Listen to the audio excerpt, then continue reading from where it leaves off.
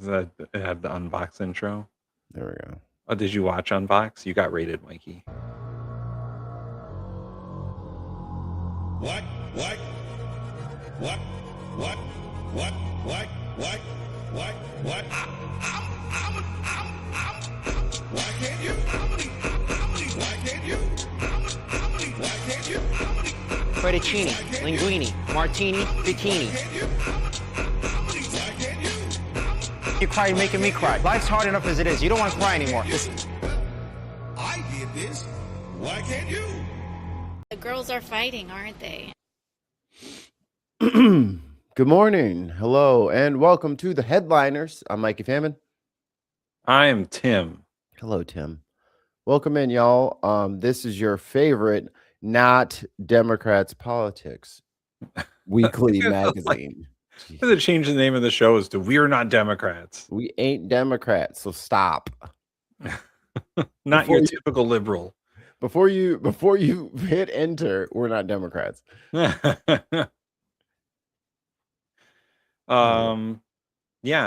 Just before we get started, the Supreme Court is hearing oral arguments about that today.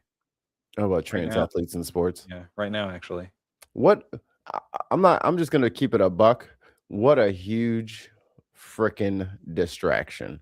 Yeah. Imagine if it was like, I can't even think of a group that is as small as trans athletes. Like, it's not even just trans people, it's trans athletes, which is like 25% of the 0.5%. You know what I mean? Like, it boils down to like less than 30 people a year, and we're taking it to the goddamn Supreme Court. In statistics, we call that not statistically significant. We're spending more time and effort and money trying to. You could have just let them go on through. It would have been cheaper. All of this bigotry is expensive, brother. Like, everyone's got to get all dressed up, and we got to take that thing, and we got to go to DC and do the whole thing. You could just let them people be in there. I mean, if they win, they win, but everything shows that they're once a trans person enters the chat, they don't just like body the entire lobby. Trans people lose sports all the time, and guess what? Little white kids lose sports all the time too. It's how is the nature of things. Before we get to the show proper, I have a message here from Charlie Angus for everyone. Oh, correct. It's Charlie Angus here from Midas Canada, the Resistance Tour, and I watch the TheBinPodcast Network. You got to watch it. Sign up, follow him. You heard the man. Do what the man says. Like and or subscribe. Else. Or else. He'll find you. Listen. He does it. He's very good at making ransom videos. Yeah, man. Every single time he's like, well, Pete Ostra. Pete Ostra. I'm like, oh shit, Pete is in here. He can see you. He's doing It's coming for you, Pete. He's actually walking out the exact layout of your house. He knows. I know things. Gina. Hey girl. Billy in the building. Chris C. Yo, Scott. Lost Missionary. Oh, Mikey, we got a new one for you that we did on Unbox. Read history. You learn from history. Some Jesse Ventura. Because I leave you boys alone and Mark is there. Of course he's going to put out some Jesse the Body Ventura who sounds like if you had to like draw a cartoon of like an old man that like lives in the wood. God. Jesse Ventura is the voice actor for that character now. Like Radagast the Brown. Yeah. No, what I'm trying to tell you is you just gotta move over to the left or the right sometimes when the snow plow's coming through. Yeah, no. First reactions to that Jesse Ventura video was he looks like a homeless man who they stopped and started talking to. Don't you say that about our veterans. That's how they all look. Kind of grizzled. But beard coming in all crazy. Listen, he's still got that Jesse Ventura like wrestling promo down, man. He can do a promo like nobody else. What you're not listening to there, Timmy, is that it's all about breath control. He's like he's like a tame Macho Man, or if Macho Man only went to like 5, but Macho Man lived at 13. He lived at 13. I'm Jesse Ventura, and I want you to read my history, eat oysters, and resist tyranny. He's almost got like a gristled Canadian twang to his voice. That's Minnesota. Yeah. They are frostbitten from birth. It's part of every Minnesotan's rite of passage. They take the infant while still wet, and they put it out into the tundra, and it crystallizes around them, and they bring them back in, defrost them, and now they're officially a Minnesotan. And then they start talking like that. Oh boy. Oh, this is so fun. Like, ridiculous is the right word. Yeah. Trump says killers of protesters will pay a big price and urges Iranians to take over your institutions. What'd you say, Trump? What'd you say?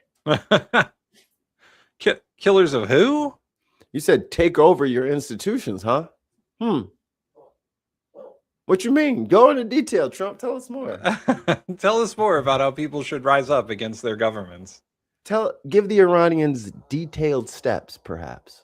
Listen, I'm not saying that. Trump's saying that. Trump is saying We're it. not saying that. I don't have to say it. Why should I say it? He said just replace Iranians with Americans. Oh man. Okay. Before we get into the news proper, and hello everyone. Tez, I see you. What up, boy? You called me literally as my alarm clock was going off, and then I started running. So my bad. I'll call you right after the show. What was I talking about? Oh, before we get all the way started with the news, I think that it is hilarious, or laughable, better said. How are you gonna tell other people that they need to be protesting? when you're supposed to be the president of 2 countries and don't neither one of them like you, but you're gonna tell other people in another country that they need to. Okay. I like how he just like social media'd out his wiki where someone put on there that he's the interim president of Venezuela. Come on, bro. You got fake Wikipedia posts out here. This shit is looking real soft. Real soft. My wife saw that. She's like, how do you edit Wikipedia? And I was like, it's not too hard. Ain't nobody trying to like actively put shit on his page. You just have to put something down and people have to agree to it. That's about it. That's what happens on Wikipedia. But I heard Wikipedia was trying to give up, or maybe they were being pressured to give up control so that they can adjust articles that look poorly on the administration. I'm like, and y'all the ones that keep asking me for $2 every time I go in there. Y'all want $2, and now you're trying to sell out. I'm glad I didn't give you the $2. I mean, just put one freaking advertisement up there every 6 months. You'll pay for the website. Like, get out of here. Tell me about it. So this is easy stuff. You can fund yourself. You just want more. Is Wikipedia a nonprofit organization? Because it's wikipedia.org, right? I think so. So, I mean, there's only certain ways they're allowed to fundraise, and advertising's not one of them. Okay. Get rid of your tax exempt status. I mean, yeah, but then they can be bought and sold, you know, it's a slippery slope there. Yeah, you're right. Same thing with Harvard. They could just, start teaching bullshit like tomorrow. So, like, the people have a way of letting you know that your negative behavior has negative consequences. If you get rid of their nonprofit status, they could be bought. They're literally taking orders or taking meetings with Peter Thiel and the like to like grab all that data and put it into the database. So it's like, you don't plan on staying independent, it looks like. You got to give them the $2. Somebody else give them $2. Everyone First, give us $2. And then, yeah, when we get our $2, then they can get theirs. Exactly. In that You know order. what? Give us $2. Give them $1. Right. We're better. How much money are they trying to get? I don't know. They only got, Hold on. it's only like 10 people that run Wikipedia, right? Yeah. They're like a very small team. So it's like,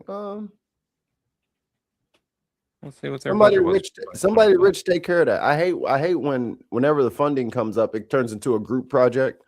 No, it's rich people. I mean, it's all because they're a nonprofit, everything's public. So let's see. Their budget for fiscal year 2025 is $188 million. And it looks like 25% of that goes to staff. 57% of it goes to infrastructure of the website. See? So they're good. They're covered. They just want more money. Yeah, and it looks like 10% of it goes towards internet security, and then 17% goes towards equity. Well, it would almost seem like, and you said 25% went to payroll Staff, yeah. Staff out of how much? $188 million. Oh, so Yeah, 94 divided by 2. So y'all y'all need in excess of $45 million for staff. 700 people work there 700 as of the end of December 2024.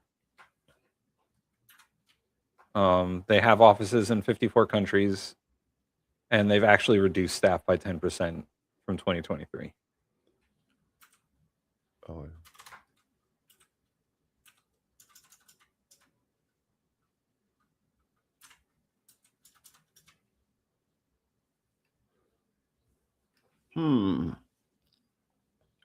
So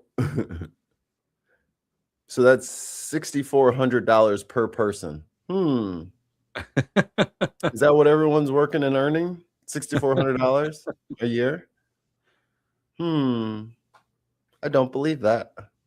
Half their workforce is not American.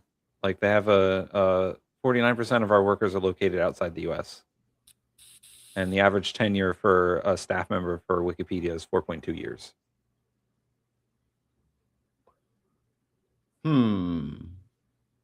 Hey, I just need you to go through thousands of links. I'm going to give you $100 a month. Is that good? Is that good for you? Yeah, that's good. Okay. Something smells.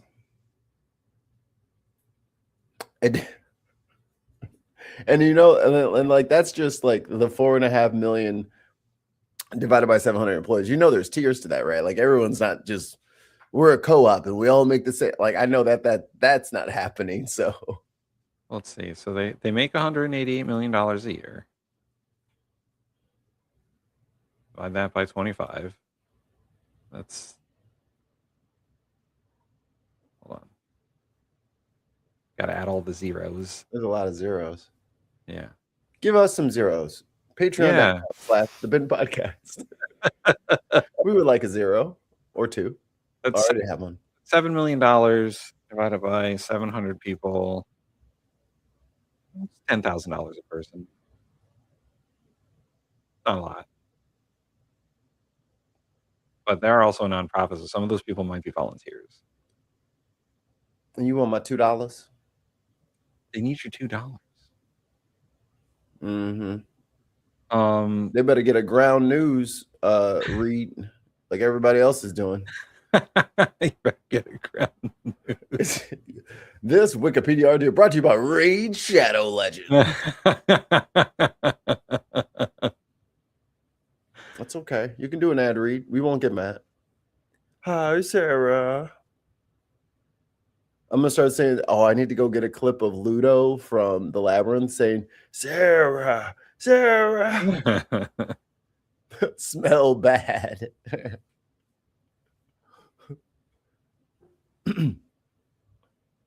Greg says, "Need more zeros to bark during our show." he around here, so he mad. Tim, you heard a little bit of the back end of it. I'm over here getting the coffee together, getting the kids snack together, all this stuff so we can do the show. Our cat, my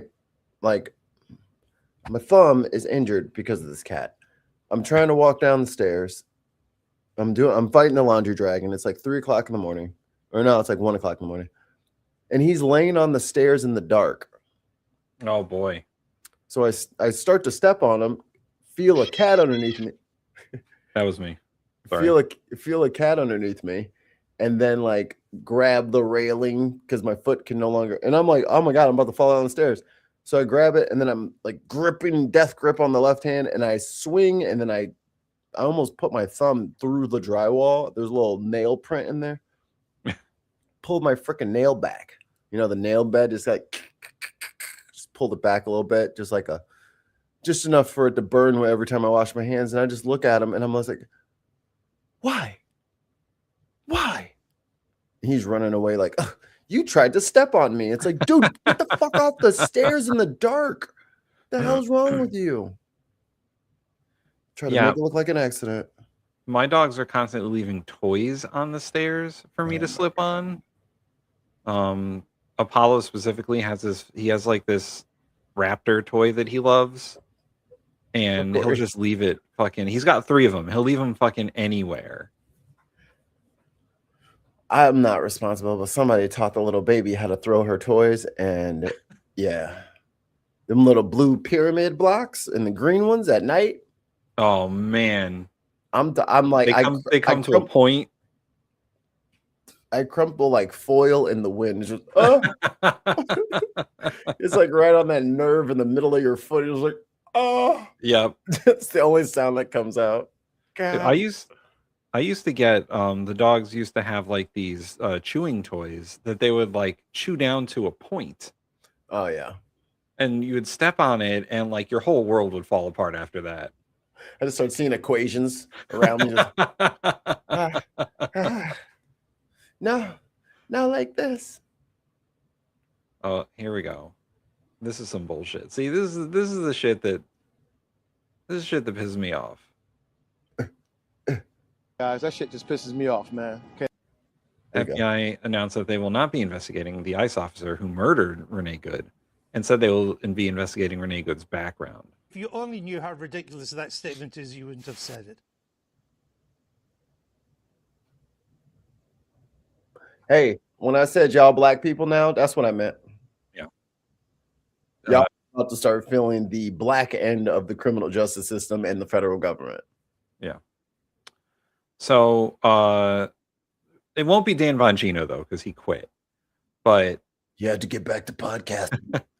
You know, they replaced them with someone who actually like knows what they're doing. They decided that was a mistake. The deputy director should be a seasoned veteran of the FBI. You mean Kash Patel has never been an agent No, of any law enforcement? Yeah, Kash at all. Pineapple? No, it hasn't happened yet. I'm surprised he's lasted this long, if I'm being honest. I think I predicted that him and Bongino wouldn't last the year, and I was correct about Bongino, but not Kash Pineapple. I thought those two would go as a team, but I think they like got in a fight or something.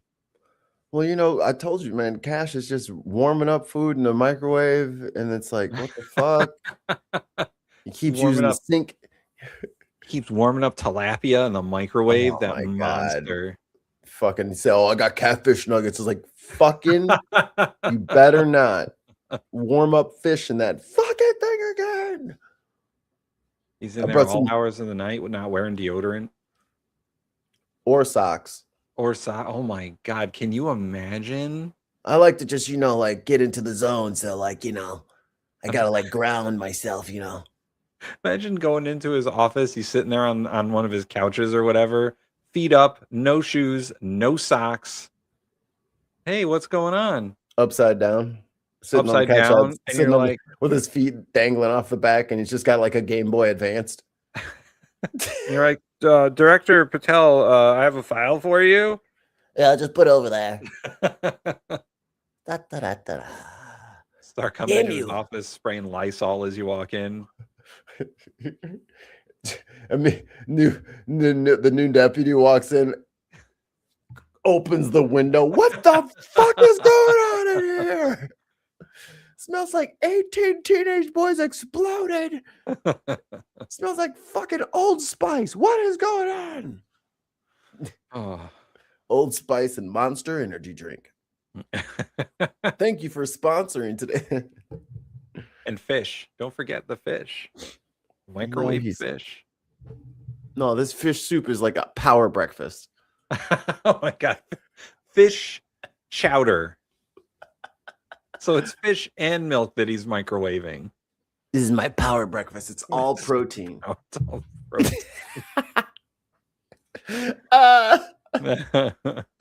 My fish porridge.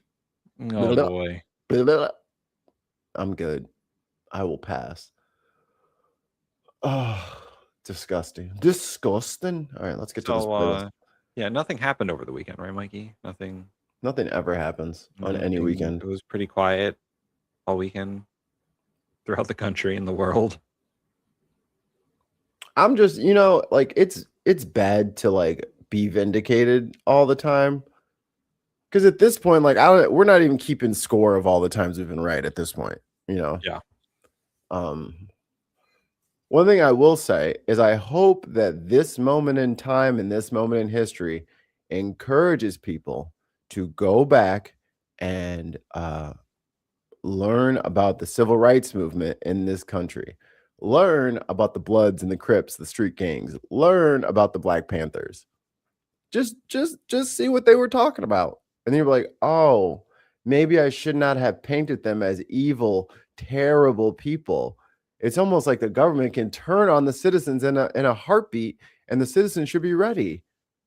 It's almost like a bunch of assholes from Europe kept telling me that, oh, you better disarm. You better disarm. Your wife's going to shoot you. As a great governor of Minnesota once said, Read history. You learn from history. That's what I'm saying. Thank you for your question, Senator. That'll never not be funny. I don't know why. It's so good. It's so good.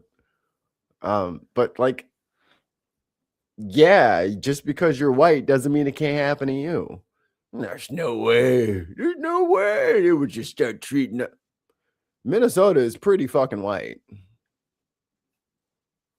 I mean, oh yeah, we should bring up that press conference because Minnesota is suing the federal government over this. So is Chicago.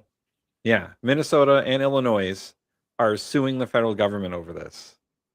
I'm sorry, I said Illinois. Hey guys, that shit just pisses me off, man.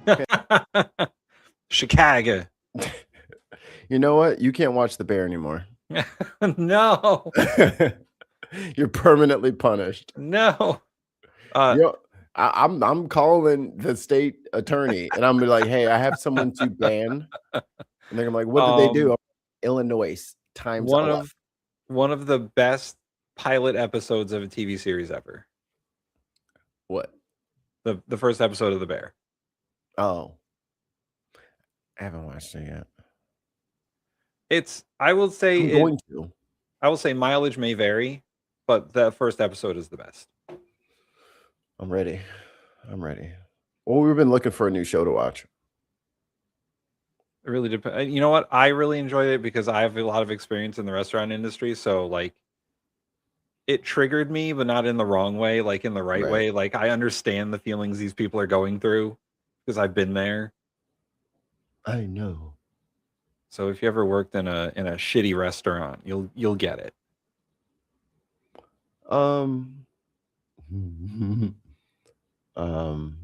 See, Tess says I'm banned too. Telling you, bro, we don't play that shit. You can take your funny ass to Indiana, laugh it up over there. It's easy to say. Get it over there. Let's start with the small stuff because I feel like I find a lot of interesting news, but I heard the Bears made it further in the playoffs. The Bears just got told no for their $1 billion fucking stadium. They want the state to pay for it. Oh, they all want the state to pay for it. stadiums for sports teams is one of the biggest fucking scams ever. No, we're not giving you $1 billion. No, you Why move does your ass to Arlington Heights and you leave the fucking lakeshore. I don't care. Why doesn't your multi-million-dollar sports franchise pay for its own fucking stadium? It's almost like they'd have to invest in their own fucking business. Like, no, dude, we're not building your fucking stadium for you. Chicago or Soldier Field belongs to the city. The Bears have always been able to play there because they've had a contract to play there. But it doesn't belong to them. It's not theirs. It doesn't belong to the franchise. It's not their building. They just play in Chicago's building. Yeah. And that kind of stuff really pisses me off because when the most valuable sports franchise in the entire fucking world, go and check it, the Dallas Cowboys made Arlington pay for their stadium. And Jerry Jones is worth, he's a billionaire, I think. Yeah, I was about to say he's worth several $1 billion. Like, and then he sold the dirt because they had to dig below the like land level to put in the field. He sold the dirt back to the city for even more money. He made a profit off the dirt from the stadium. Hey, do you know that there's going to be a stadium here? This is high value dirt. You know, like the property value of this dirt is off the charts. You know, you want some of this, and the city's like, okay. But they make these cities like bid for, like, they give out grants and tax abatements and all these fucking things to these sports stadiums that just ruin their cities. You're talking about the amount of traffic that comes through whenever these games are played or events are held, the amount of infrastructure that has to be built for these stadiums, the amount of time it takes to build the stadiums, the upkeep on the stadiums, like the power draw, the water draw, the amount of trash that gets pumped out of there, the litter that gets all over the neighborhoods in the surrounding blocks. Mm-hmm. I used to live 3 blocks from the Dome in St. Louis. Yeah, you could tell if the Rams were in town or not. Because like the entire, like, everything is filled with fucking parked cars. Just everywhere you look, it is parked. I was like, 6th grade, so I had a bike, bitches. But it would, and then there's just random motherfuckers just walking through the neighborhood, getting lost and shit. And it's just like, that way, the big ass fucking 200-foot bubble. Go over there. From the chat, I would think the stadiums would make money. Yeah, they do make money for the teams and the owners. Hey, regulate. And here's the other thing. How y'all gonna be charging? What was the Super Bowl? I think the Super Bowl is like $5,000 for the nosebleeds. Yeah. You better spread that wealth, motherfucker, instead of and all the money y'all take from the Super Bowl commercials. The league should be able to finance their own buildings, and just y'all better get together and put your money pools together and purchase your own shit. Yeah. Imagine Netflix being like, "Hey, y'all, I need someone to make me a lattice. Okay, I need someone to make me some ivy, and I need someone to help build with a balcony. Do you want to watch Romeo and Juliet or not? I'm not building the set. I'm not doing that. You do it. You're the one with the tone that scares the shit out of everybody. You build the set. Do I get to own some of the movie? No. But we will take your efforts and your money. No, you won't. Bye, Bears. Bears. Give us the Rams. Maybe we'll get to the Super Bowl. You don't know. That's when I stopped watching football. That was the last time I actually gave a shit about football, was the Super Bears. The Super Bears. We almost had it. Yeah, I haven't really watched too much football in the last couple of years because the Cowboys continue to fucking suck. The Bears just beat somebody. I don't know who. The Packers. They beat the Packers. Oh, they marched down and Yeah. But and then it was funny because, like, as I was watching it, I was just like, and this wasn't just like the normal game, like on a normal broadcast. This was like from NFL on YouTube, like the highlights cut up and all that stuff. And I was just like, fucking hike the ball. I'm like, oh my God. I see why women get pissed now. Like now that I'm not in the bubble anymore and I'm like watching football like recreationally, I'm like, this shit takes forever, bro. Yeah. Oh my God. And they're always changing rules and whatnot. Everything gets challenged, everything gets pulled back. I'm like, brother, this has been the longest this is why I like basketball. Even 5 minutes can take 10 minutes, but 5 minutes doesn't take 6 hours. Yeah. Yeah. You can watch the end of the game for 45 minutes. You know, the crazy thing is every time they try to introduce a version of football that's more streamlined, it gets squashed by the NFL. Right. Because they don't like the competition. Like they had that USFL for a while, and then like that was a quicker game. It moved at a better pace. But or even arena. Yeah, yeah. But every time NFL just comes or XFL, like the NFL just comes in and is like, well, that's not happening. Goodbye. Ted says the Arizona Cardinals used to be in Chicago, then St. Louis Cardinals. You know, the Jazz used to be in St. Louis.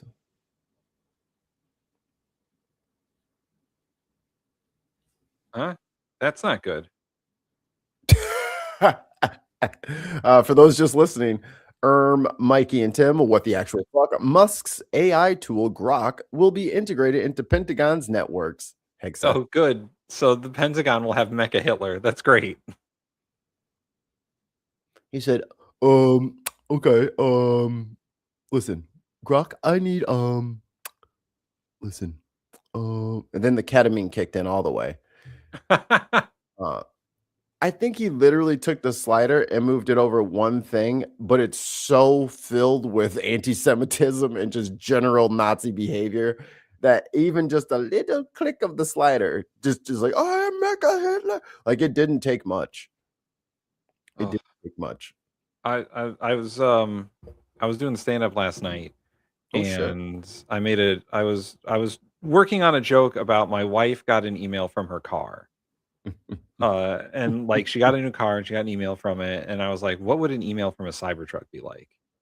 And I was like, what kind of anti-Semitic Grok shit are you getting in an email from a Cybertruck? Yeah, there you go. Sweet's got it. Grok the revenge porn machine. Right. Is your Cybertruck sending you revenge porn? Not again. All them times that you were at the light and you were by yourself and you were just like pulled that mirror down and picked your nose a little bit. Grok was snapping all the photos. Oh, you farted in traffic? Recorded. Out to all your followers. Your Cybertruck's reporting you for being a lib. Yeah, this one's over here getting pup cups. But I honestly, one of the worst things in this country is the like demonization of empathy. I don't care what anyone says. If I see a freaking turtle on its back and I'm driving, I'm pulling over and I'm helping that turtle. Yeah. That's just what's going to happen. Okay. So if you want to smash up at the back of my car, fine. Or if there's a ducks that need help on the curb, you just do it. Okay. You let them cross. Man. I stop for ducks. Hell yeah. And squirrels. I try to stop for squirrels, but they play that fucking game, man. They play that. They're like, I'm gonna go. How good are your brakes? How good are your brakes? I don't know, man. Not good enough. You better stop that. This car is like 4,000 pounds. It's demonization of empathy for non-whites and animals that disgust them. Yeah.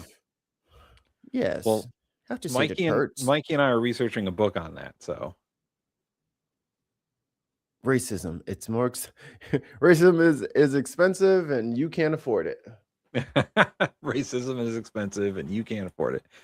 I mean, some places can afford to be racist. That's true. UAE,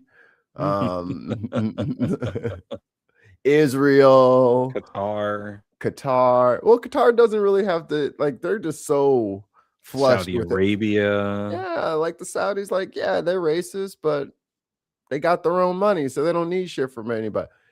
You motherfuckers in America are down here in the bottom of the barrel with everybody else. Y'all are something else, boy. I'm better than you. I'm sorry. Sphincter says what? You're talking to me. That means you're in the same economic class as me. You ain't getting shit, partner. Saudi Arabia is so rich that they have embarked on a 10-year PR campaign to fix their reputation. Right. Meanwhile, President Trump says we're coming for Greenland. We don't care what y'all say. It'd be and then if the people in Greenland start having protests, I guess Trump's gonna bomb us if we. He doesn't really make a whole lot of sense. He about to bomb ICE in a second. The dude's frontal lobe is just melting in front of us. Like the fact that there's protests in America and he wants to kill those people, but then he wants to kill the people stopping protesters in a country he hates, in a country where he will not receive refugees. Right? Like those people cannot come here according to him, but also do fight them. Not here, over there. No, don't come here because they're oppressing you. And like I said last week, hey ICE, if Maduro is bad, then that means the migrants had a valid reason for coming here. Yeah. Or the migrants are lying and Maduro should stay. You kind of forked yourself there, you know what I mean? You got to pick one. You can't have your cake and eat it too.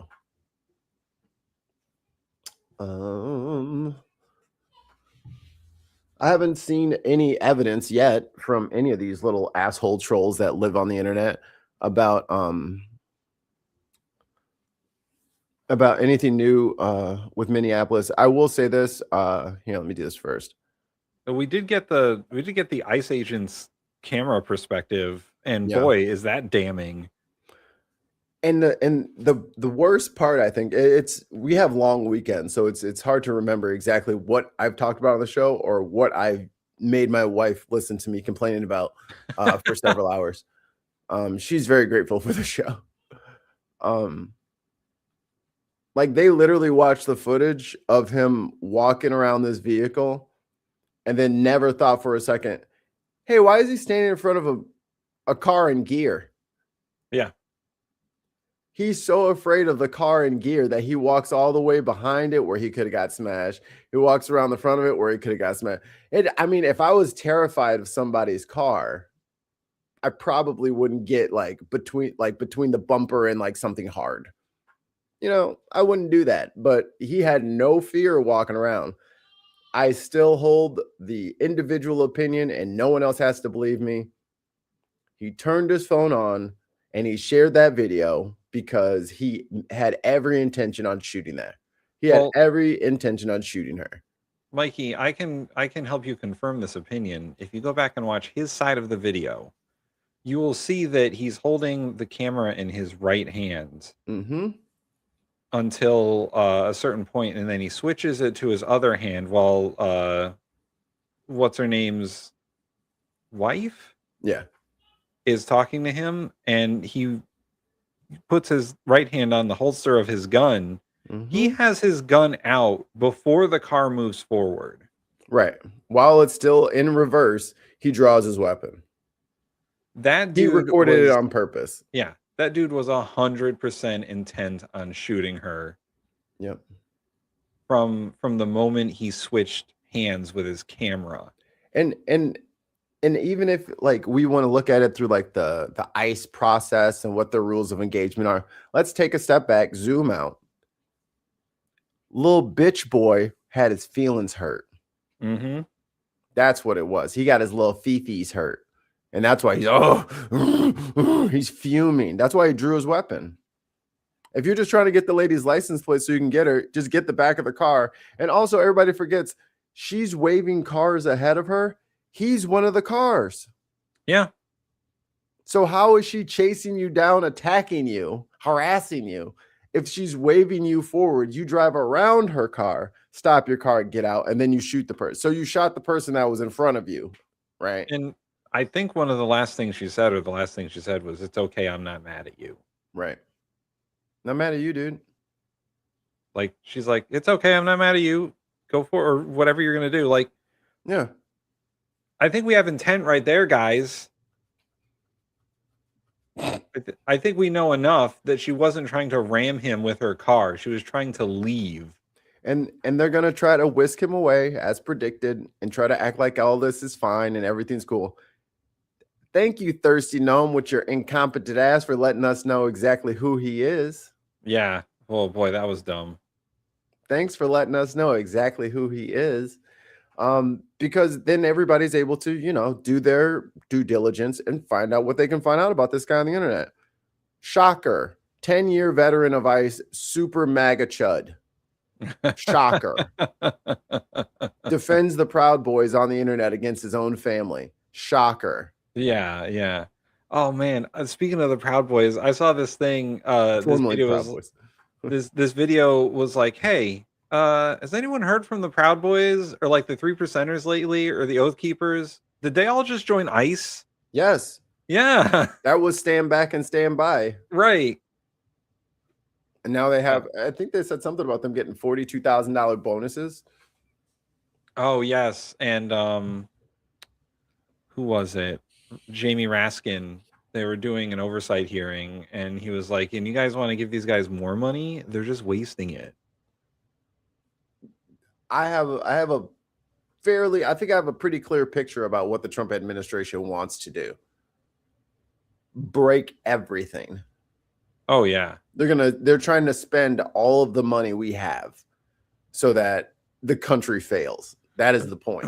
The country is supposed to collapse into anarchy and all this chaos and all this. That's the plan. That's why they're firing all of these very important people. They're getting rid of all these corporations, like the Corporation for Public Broadcasting. Like they're getting rid of all these things that inform people, let them be smart, let them be healthy. They don't want any of that because they want a feudal state. But the only problem with that is you don't know what you're doing. They're doing it very badly. Like it's fine if the class clown wants to, I'll play with the chalk. I'm the teacher now. Yeah, until finals come around, it's like, yo, dude, how do we do this? It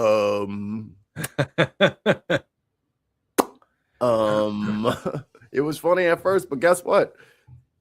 Whether you like how the liberals did things or not, that was the best way to do it. So when you get done being an asshole and fucking up everybody's rights, you're still going to have to go back and do things the way that the evil Democrats were doing it, because that's the only way it works.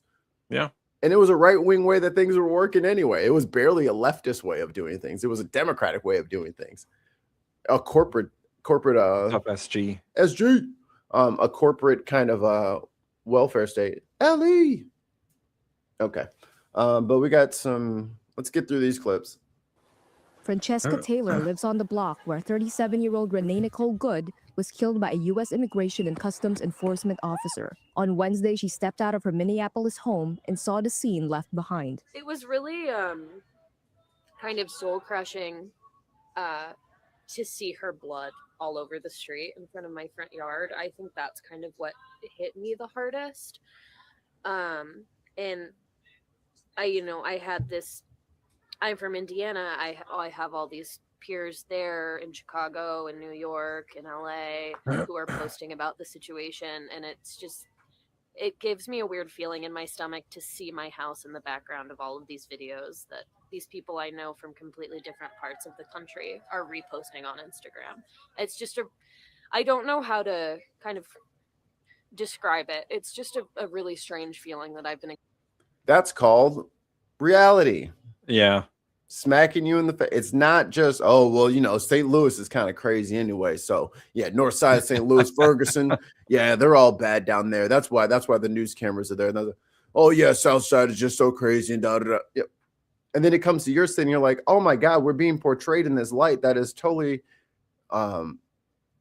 counter to how we actually run our city and how we actually get down and how we're not like that. Why is everyone? Yeah. Neither was fucking St. Louis. Neither was fucking Chicago. You know what I'm saying? Like this is how the lies of media work on people.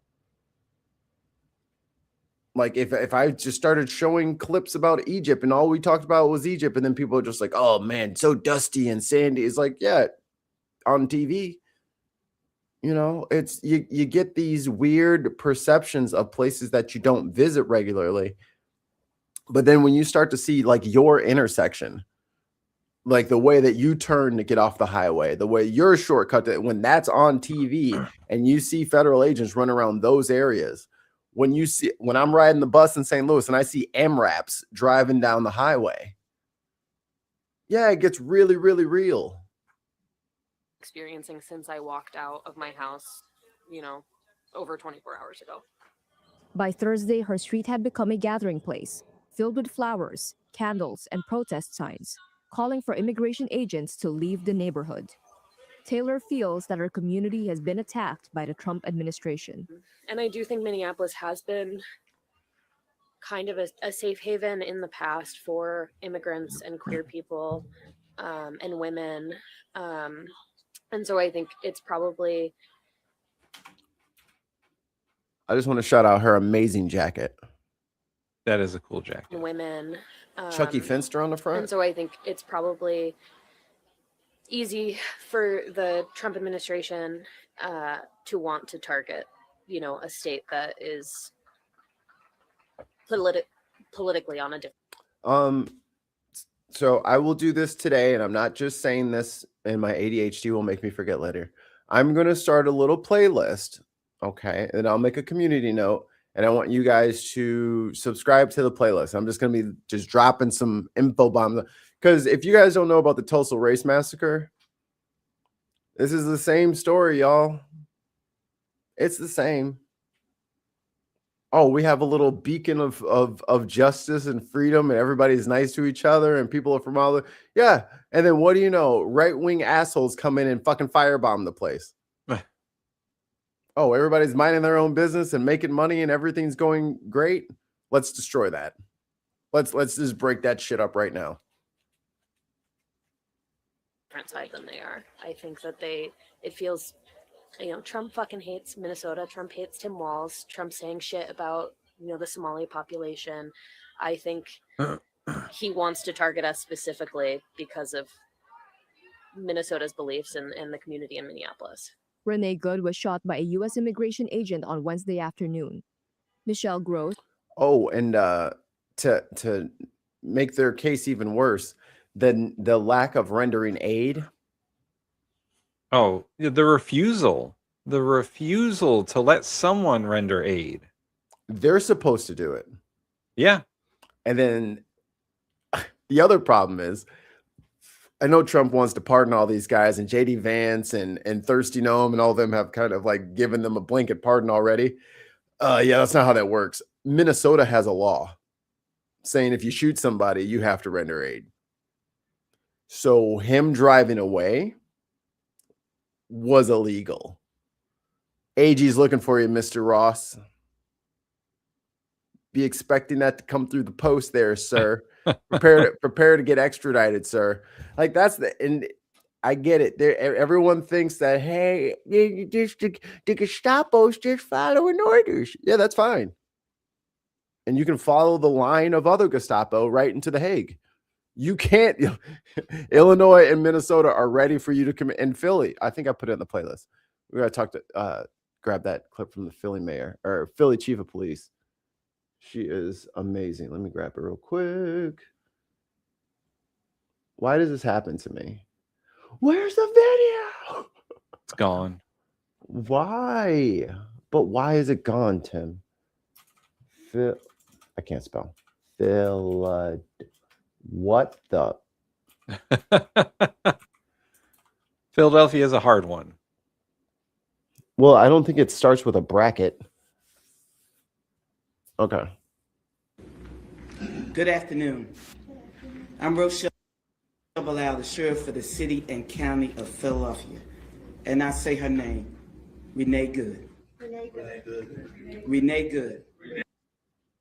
Thank you, Diz. I appreciate the love from across the pond. Renee Good. Renee Good. Renee Good. This should not have happened, but we're here today. Let know that law enforcement professionals, real ones, not the fake made up ICE, probably Trump's new army to attack citizens of the United States. Did you hear what I said? No law enforcement professional wears a mask. None.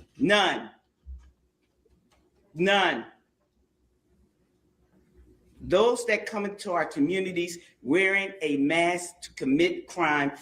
Thank God for our district attorney, Larry Krasner, who said he's going to lock them up. And I'm saying now, we are not going to whisk you away for them to hide your identity, because when you do it there, you're getting arrested there. No whisk away for them to hide you. None of that here. None of that here. Law enforcement professionals do not shoot at moving vehicles.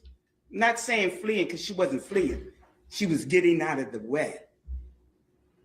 Law enforcement professionals do not stand in front of moving vehicles invoking an action that is illegal. Hello. No, we don't. Your Honor, I walked on the train tracks, and then the suspect began approaching. He kept approaching me, Your Honor. I had no choice. The train Thank you for your conductor? question, Senator. The train conductor? Yes, Your Honor. He was coming directly at me.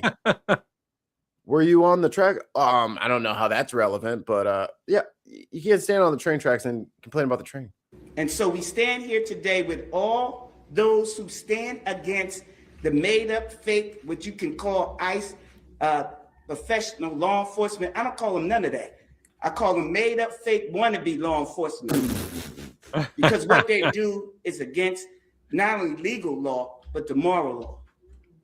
You know you mad when you making bad analogies and shit and just everybody rolling with it. You know you mad. So I'm with the DA, and we will work with them. If any of them want to come in this city and commit a crime, you will not be able to hide. Nobody will whisk you off. You don't want this smoke. Because we will bring it to you. And you know that's going on the soundboard. Are you kidding me? You don't want this smoke? Yo, you don't want to mess with Philadelphia PD. Nobody will whisk you off. You don't want this smoke. I missed it. Hide. Nobody will whisk you off. You don't want this smoke. Because we will bring it to you. Free delivery on Sundays. Fuck the And hell fake, off. Whatever they call them. Because I can't say the name, but the criminal in the White House would not be able to keep you from going to jail. Damn. Renee Good should be here today. And to her family, we are saying law enforcement professionals are not the ones here in this city that would do that. But here's the last thing that I would say. Law enforcement professionals around the country do their job. And we have been fighting for years to build that bridge between us and our communities. You have one negative nutcase that causes this problem, and now we all have to fight again to let people know. Law enforcement works with communities. These crimes would not be down if we didn't have communities work with us. And again, this is all for what? Immigration? Nah, it hasn't been for immigration. You sending Border Patrol to Minnesota? And you looking for brown people? You not worried about all the Albertans sneaking across the lake in longboats? Like what? I mean, you better hold. Hey, you better not fucking jaywalk. I mean, you better not double park. You know, it'd be a real shame if you because y'all already done pissed off the CPD. You got a different plate on the front than in the back. You in trouble, brother. They finna impound your shit. I tried to remove it. Oh, stop, Tim. Fuck. We gotta stop hitting buttons at the same time. I saw yours was popping up there. Oh, I see. So I tried to get out of the way. Well, this is Minnesota's response. Officials in Minnesota are announcing they are suing to halt the ICE surge. Now, this comes after the deadly shooting of an American citizen by an ICE agent sparked protests around the country. Let's listen in to the Minnesota Attorney General, Keith Ellison. They have detained law-abiding citizens. Jesus. Leaving Wow, them damn. handcuffed for hours. I was like, man, Just the audio sounds a little bit. the color of their Bam! skin, or what they're wearing, or they speak English with an accent. Okay. And on January 7th, 2026, I got like a 9 accents. DHS agent shot and killed Renee Nicole Good, leaving her children without a mother and her 6-year-old son without either parent. This has to stop. So let's be clear. It never should have started. These agents have no good reason to be here. Minnesota's non-citizen immigrant population is just 1.5%, which is a half. 1.5%. And they got 2,000 ICE agents in there, fucking doing whatever they want. And then the white people are like, yeah, get them. Hey, dumbass. Maybe that was a lie so they could just, get your dumbass. Like, you are so stupid. It's not happening to me. Then why are they in your neighborhood all of a sudden? No, they're here to get other people. Yeah. It's almost like they could, like, did you not watch episode 3? You're just gonna let the clone troopers infiltrate your fucking city? Are you stupid or dumb? Put in your votes now. I don't know. Half the Which one is that? What is it? What was that one called? Lying or stupid. Ah, there you go. Is he lying or is he stupid? Put in your votes now. National average. Our state's percentage is lower than Utah, Texas, and Florida's, but none of those states have thousands of federal agents swarming their streets or harming their people. The administration says that they're focused on finding criminals. Worst of the worst, they say. But many of the people the DHS is arresting in Minnesota have no criminal history. That fits a pattern. In 2025, 93% of the people arrested by ICE had no violent criminal history. 93% of the people arrested by ICE have no violent criminal history. Tim, it's violent to be here. It is. America is a violent place. That is true. They're violently getting taxed to bejesus and getting literally nothing for it. And they're like, get them out of here. I don't like that they're helping out. 65% had no criminal convictions at all. More than half. No criminal history at all. Oh, this is driving them insane. Oh, yeah. Yeah. Insane. That must be the playbook, right? Incite a riot and then arrest the rioters, do damage to the rioters, stop the unrest, claim that Minnesota is unlawful, declare martial law.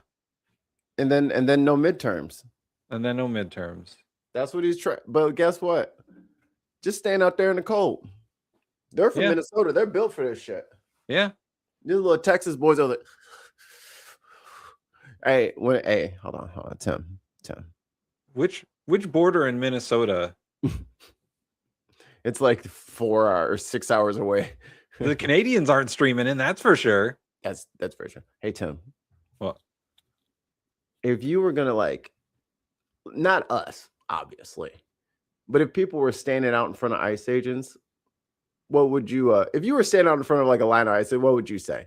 You know what? Here's an example. I just saw your wife's OnlyFans because you're not at home. Holy shit, brother. I'm on my way over there. She's got a Patreon exclusive. If you give $20, you could just go for the film. It's amazing.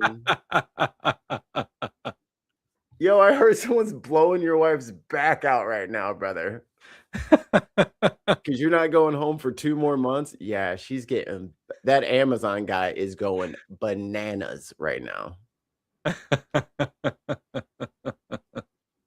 Oh man, I saw your wife was on Pornhub. One of those my husband's not home, but my neighbor is porns. I had to let the milkman in. Please, sir, how else can I pay you? I have no money. My husband, he's with the ICE, you see. He I'm spent here all alone. He spent his $40,000 bonus on guns. He spent it on lifting his F-150. He got the big knobby tires, and now we're destitute. Spent it all on a lift kit. And LED lights. I'm so alone. If only someone could comfort me. Oh no, not again. This dude keeps getting arrested by ICE. Oh, God. Robbie Road Streamer, the guy dressed up in the giraffe costume, that's the second time he's been arrested by ICE. They don't like giraffes, man. They just don't like him. Is that the animal of the is that the animal of the resistance? I think the frog suit is the animal of the resistance, isn't it? I don't know, man. But Portland frog. It's so close to that Pepe the Frog meme. And it's I would prefer if it was the giraffe. I think the giraffe is the way to go. I think everyone should just giraffe it up. I'd be an okapi, the best, most noblest of creatures. My favorite. Okapis forever. And randomly stop. Oh, go ahead. People in the street because their skin color isn't the one that they expect or want, isn't doing a thing to help public safety. I've heard the administration talk about fraud. No, not the 43 fraud convictions the president has, or the $43 million fraudsters the president has. You can get anything on DoorDash nowadays. But instead, saying they don't have ICE lives. is here to look for fraud somehow. You know, we work with federal government all the time, and if the federal government wants to help us with forensic accountants, we're open to that conversation. Right. But these ICE agents who are engaged, They don't know in how the to do behavior that math. they're engaged in, are not helping public safety at all. Immigration enforcement agents aren't trained to investigate fraud, and randomly stopping people in the street. They're barely trained. I heard a report that ICE agents are supposed to have about 6 months of training. Like before Trump took over ICE and all that, they had about 6 months of training. They That's cut too long, it down. Tim. Huh? That's too long, Tim. They cut it down to 4 weeks. Tim, it's 47 days in honor of this 47th president of these United States. You get more training working at fucking McDonald's.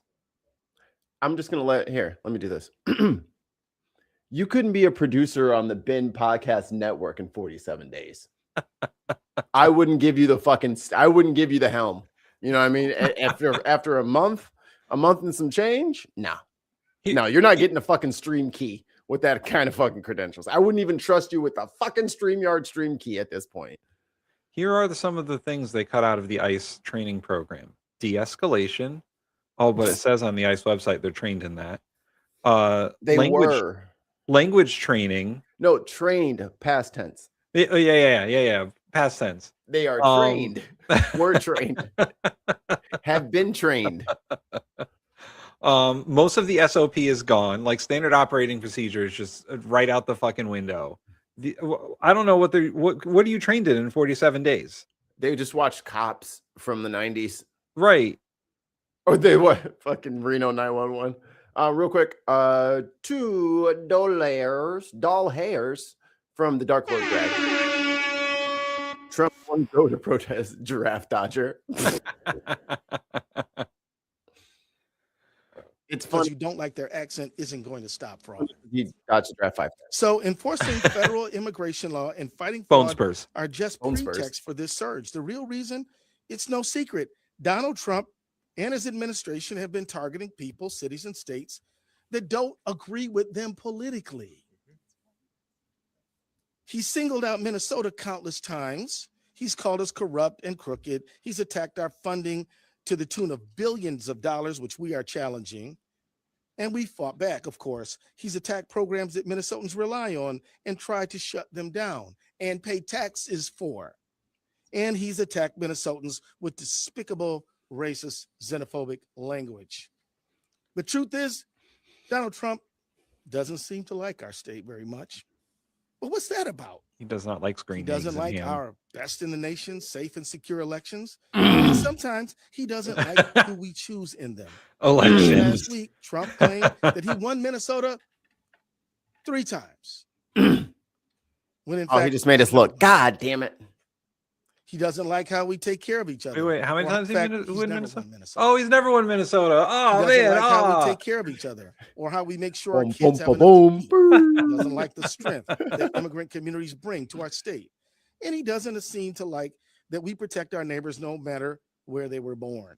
Yo, In it's short, corny to Trump's not like tar- people because of Trump's their food tar- and shit. That's the Trump corny. administration's decision to target Minnesota and Living Twin in Cities is America, motivated you by know. a desire to retaliate against Trump's perceived political opponents, who are the people of the state of Minnesota and Twin Cities, rather than any good faith concerns about immigration enforcement, public safety, or law enforcement. In conclusion, I didn't have the pleasure and the benefit of knowing Renee Nicole Good. 2 years But minimum. her friends and family knew her as someone who was kind, someone who loved her family deeply, and someone willing to stand up for her neighbors. That sounds like the Minnesota that I know. The administration wants to paint false political narratives about us, but we know who we are and we know our rights. The Constitution gives Minnesota the sovereign authority to protect health and well-being of every single person who lives on our borders. The Constitution gives us the right to vote for who we want, pray however we want, and be whoever we want without fear of being. The Constitution does that? In this country? In which amendment is that? Which amendments are It's those? probably buried somewhere deep in the First Amendment. You can literally see it through the cover page. You know what I'm saying? Like, it's so much ink on that first one. You can probably just see it through the, yeah. Just saying. Oh. Being racially profiled, assaulted, or killed in our own communities. We're going to defend those rights because, as much as they like to believe it, DHS is not above the law, and the people of Minnesota are certainly not beneath it. Let me now bring forward my mayor, the mayor where I go home at night and is doing a wonderful. Whoa, buddy. Calm down a little bit. Where do you go home at night? Hold on, bro. How much you trying to? You supposed to be telling us all this? What's going on? Hey. Oversharing. TMI. Job protecting our city, Mayor Jacob Fry. By the way, Mayor Jacob Fry, who got an S rank on Unboxed.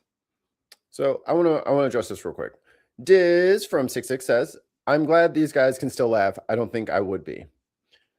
So being upset and being scared and being sad is a choice. At the end of the day, it is. I've decided, my family's decided, and I think Tim and his are of the same mind. You got to earn my fear. They have not earned it. They are attacking the weakest amongst us to try to prove that they are mighty. But if you look at the metrics, we're talking about maybe 1 million psychopaths in a country of 340 million. It looks worse than it is.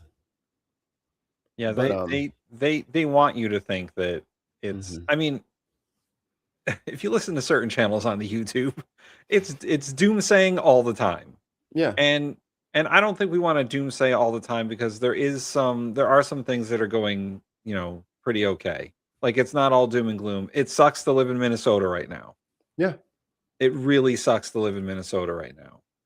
And I'm sure Mark can tell you that he lives there. But it's really a perspective thing, and I don't know if Greg is still in the chat, but I've taken up my own personal motto of you will not break me. Right. And this isn't something that I'm gonna let get to me or break me or make me angry. And the laughing is to try and get through it. Like I think it's partial cope, but I think it's also important to remember that there is an outside lens that this needs to be looked at through. And if you just look at it through your own personal lens, and I'm so afraid for my safety and this, and my family, and this, if you only worry about you, then you're just going to be scared all the time. But if you think as a group, if you think as a community, as a country, as a nation, as a people, it's different. Then this is a pest that is biting us in sensitive areas rather than an oppressive overlord that's going to come. You know what I'm saying? Like, y'all are like, no one's talking about like how the Marines are supposed to be running around Chicago, right? Where are they at? Yeah. He said it, and everyone, the fear in it, like, it got them all ready. So they were ready for the Army and the Marines to be here and ready to just be dodging tank shells. Where is it? You can't panic until you have something to panic about. Yeah. Don't panic before it's necessary.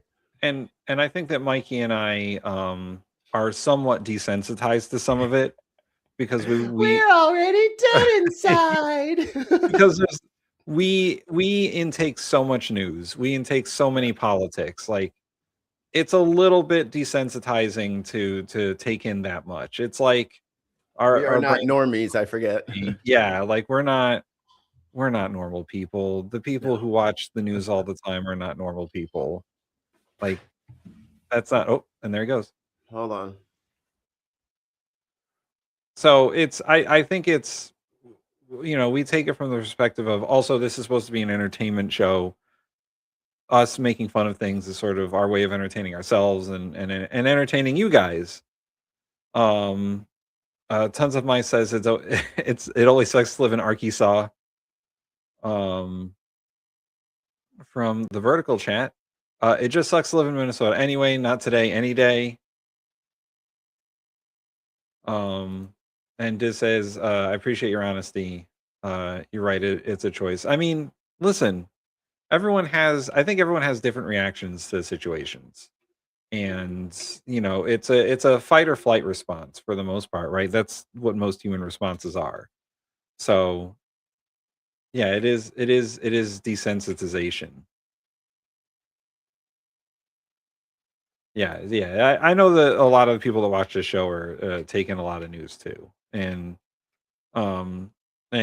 everyone in the UK and Europe has and in Canada has their own news to fucking intake about their countries.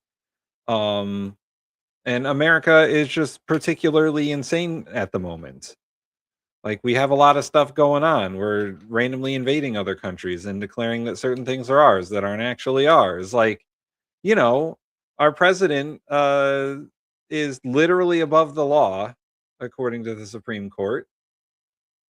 And there's nothing that any of us can do about it until he's gone one way or the other.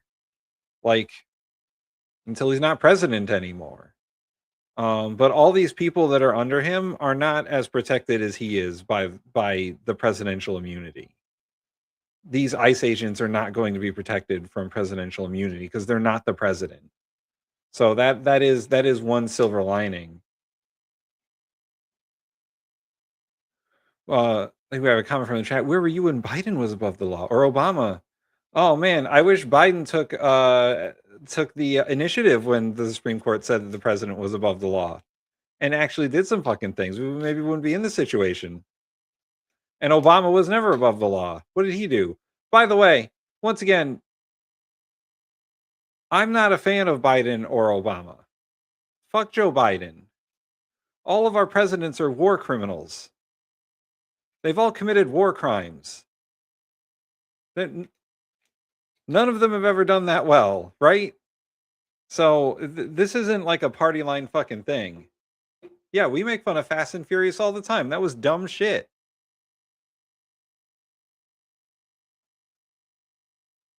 Can Maduro claim presidential immunity? Check reverse Uno card that ass. Reverse Uno card. There's a rebellion in there. We got a chat. Another person who thinks that we are pro Obama and pro Biden. This is so. Do we need a sign? I think we need a sign. Just we just need a banner that says "We hate Biden too" going across the bottom. Hold on, I got one.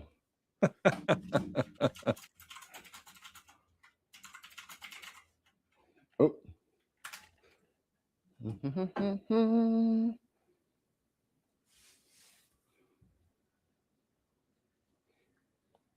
Yeah, you're in the wrong show. Please go ahead and hit the refresh button or back unsubscribe if you're that guy. Just leave. Don't come back here. Because I'm not about to do this. We can't do this every fucking show where we have to explain to everybody that is you're in the wrong place. Okay. Just maybe listen and then figure out where you are and then make your comments because you don't know where you are.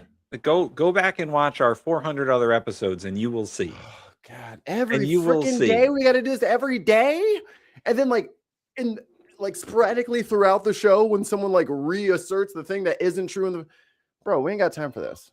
All right. Justifina, hey girl. Hi, Justifina. She has another longer post. Here we go. Oh shit! Hey, girl. Okay. Society now. Society is so desensitized. How news talks about human lives now is sickening. I'm from Canada. We're keeping our elbows up, bud. And we do our own crazy things. My mom has so many senior American friends. She is so passionate and posts every day on Facebook about daily news in America. I should turn her to this podcast because she always has a lot to say. Yes, please. Yeah. And I'm sorry that Halo died and we don't play video games with you anymore. Oh my God. Yeah. It's been a minute, girl. See, a perfectly fine human in Canada. That's where we need to be. Hey, Canada. Hey, Canada, we're having a new competition. It's called Who Wants This American? And now come on, BC. Oh, dude, can you imagine if there was like a draft? Oh my God. The Canadian American draft. Oh, dude, I wish we made sketches. This would be epic. Oh this my would God. be the sketch comedy. Write it down, Tim. Write it down. We're gonna okay. All right. This is a bit. We're gonna write this after the show. This is all right. We got to get Mark and Ollie can be the one drafting people. No. I'm saying a bit for you. Oh, a bit for me. We're gonna workshop this. Okay. All right. And then we can try to like like you got the combine, so you have to have some sort of Canadian combine. Can you imagine Americans have to sample different types of maple syrup and figure out which one's Canadian, which one's not? You got to be able to tell. You want to fucking be the best of the best. I mean, what's your 440 time? How many in the 440 is the 4 different types of syrup, and you only get 40 milliliters to taste. It's your 40 time. Yo. Oh, British Columbia. Say less. The West Coast. Oh shit, for real? Oh yeah, that's right. Yeah, but it is. She's right. It is expensive. Are you kidding? Not yet. No. Come on, man. We just said y'all got to look back at the other stuff, and he like don't even know what country we in. But you over here said, how you not know if we? I mean, we're not. Mikey's close. So are you. Yeah, I guess I'm a good 6 hours from the Canadian border. It's a day drive to get to the Canadian border. How you ask this and then ask, are you Canadian? This is what I'm talking about. I can't do it. We can't do it every day. I can't. But while the country has locked on to one story of ICE violence, there's another one going untold. Developing tonight, we're hearing from the family of a man who authorities say was firing gunshots in celebration of the new year when he was shot and killed by an off-duty ICE agent. Fox 11's Rachel Aragon joined us live from Universal City, where the family's attorney is calling for fuck you an investigation. Rachel? Yeah, thorough investigation. Yeah, I'm Sagat, motherfucker. What's up? Yeah, He's tiger kneeing people all over the place. Tiger uppercut. According to the attorney and the family, of course, that means to them, police interviewing everyone in the area that night on New Year's Eve to see if, in fact, Keith Porter shot towards that off-duty officer. But according to the family attorney I talked to earlier today, Why they got her on the side of the road when it's literally like Russia and there's like the fucking Indy 500 on the street right now, and she's. Sorry, y'all. We are very particular about our journalism and how they should be doing things. Yeah, like You there's missed a the story. there is a producer and a cameraman there who could have been like, let's move over a little bit. Wait for the light to turn red. he says as of now, he sees no evidence that Porter himself was a threat that night. It's hard. Oh my God, he just loves so deeply. Just days into the new year, the mother of 43-year-old Keith Porter is still filled with grief and disbelief. According to law enforcement, her son Keith fired celebratory gunshots into the air with an AR-15 style rifle outside his apartment complex on New Year's Eve. Armed with an AR-15 rifle, possibly suffering from a gunshot wound. An LAPD report states the off-duty federal officer confronted Porter, identified himself as law enforcement, and claims Porter. Now, when you say law enforcement, does that mean like a peace officer or like an auditor? Because I mean, they both or a lawyer, because they're both law enforcement. You know what I mean? Because it's very interesting how they keep trying to represent themselves as fucking cops when they're fucking not. Like that. Like, I'm sorry if they like that should be a crime already. If you're a park ranger and then you're like, pulling people over in like another state, you should get in trouble. And I'm pretty sure you're completely out of your jurisdiction to just be, I'm going to enforce actions against this citizen.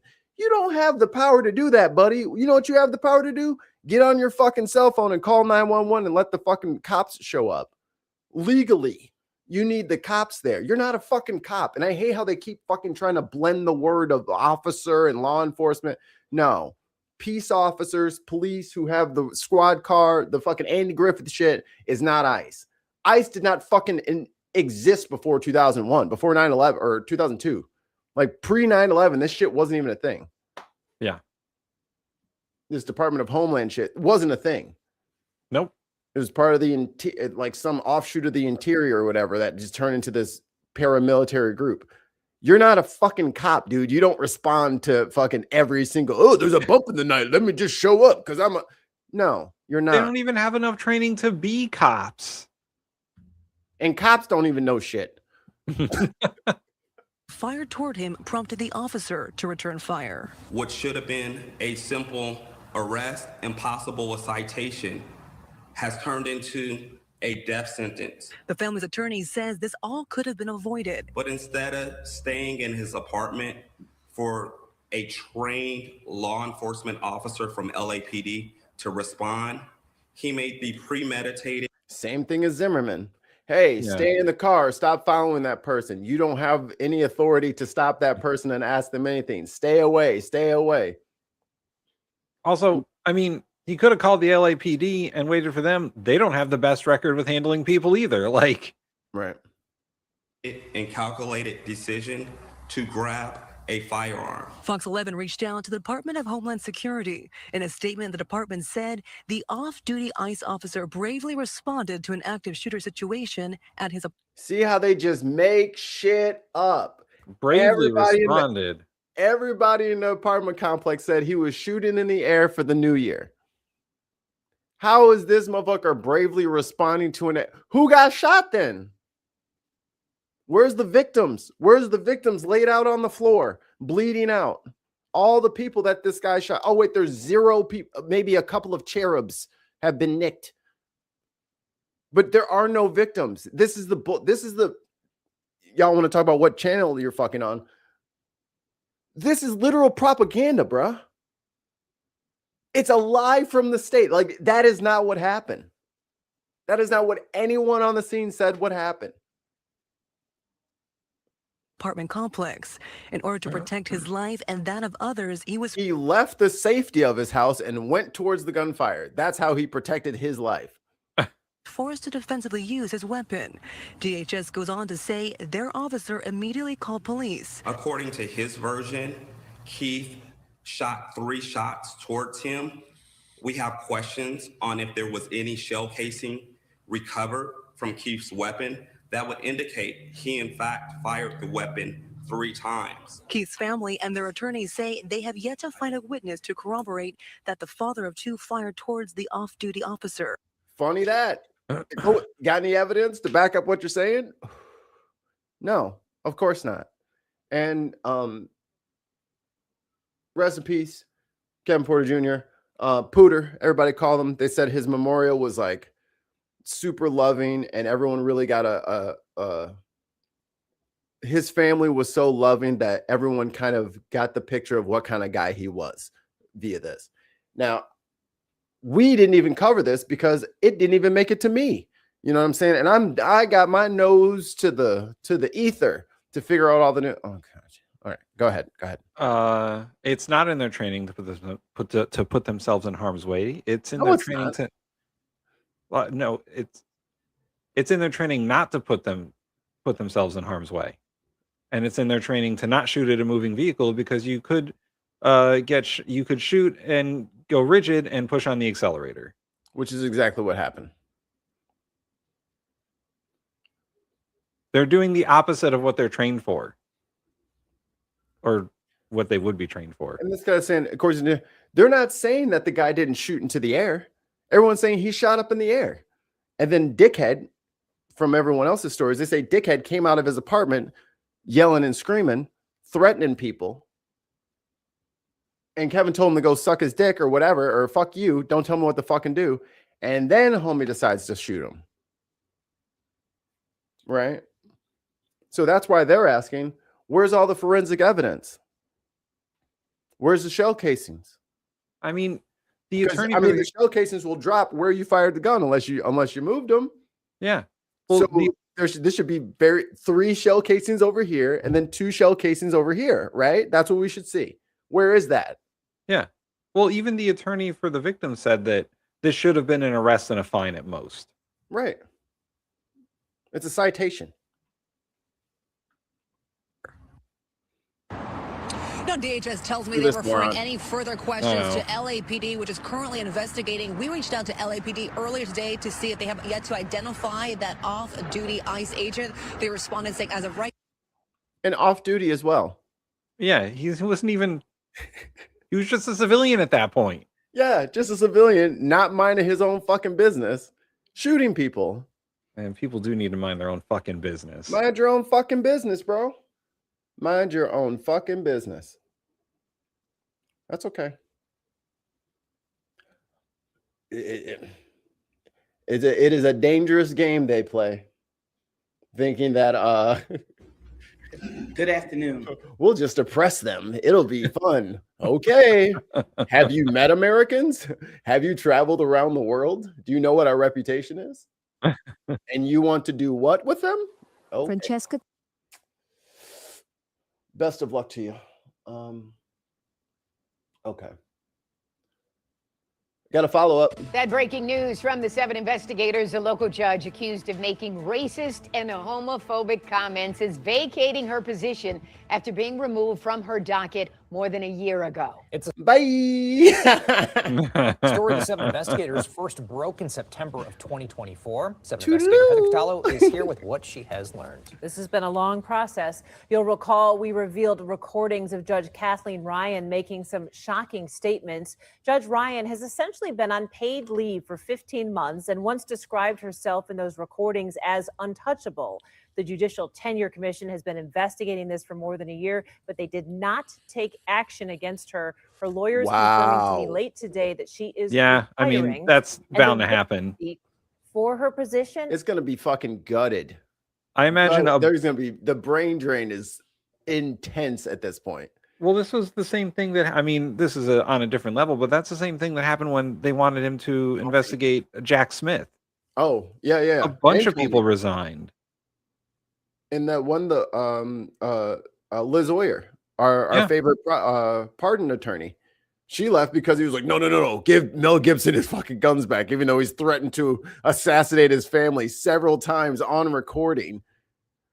You know, like burn the house down with everybody. Like, the dude's fucking unhinged. He's like, oh, I was just a little drunk and I got angry. It's like, what? What? No, you can't have your guns back. And they're like, you're gonna give Mel Gibson his guns back, or you need to, or you're gonna get fired. She's like, I quit. Fuck you. I'm not doing it. I'm not doing that shit. What if you kill somebody? People are going to quit and resign until they find someone who's willing to do it. But how many people are going to quit before they find someone who's willing to do it? I mean, there's such a brain drain in these prosecutor offices now that nobody wants to work with the Justice Department. Right. If only the Justice Department had other things to do.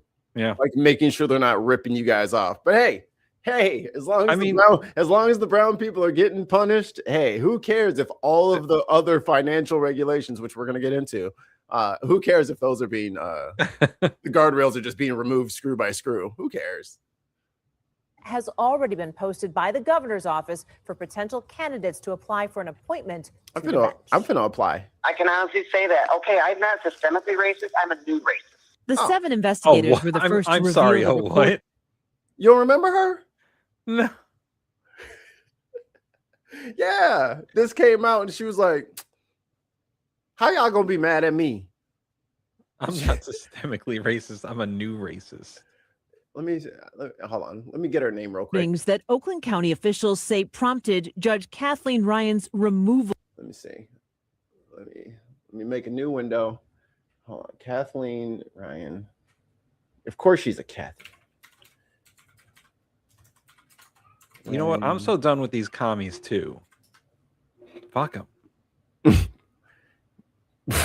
What is your name?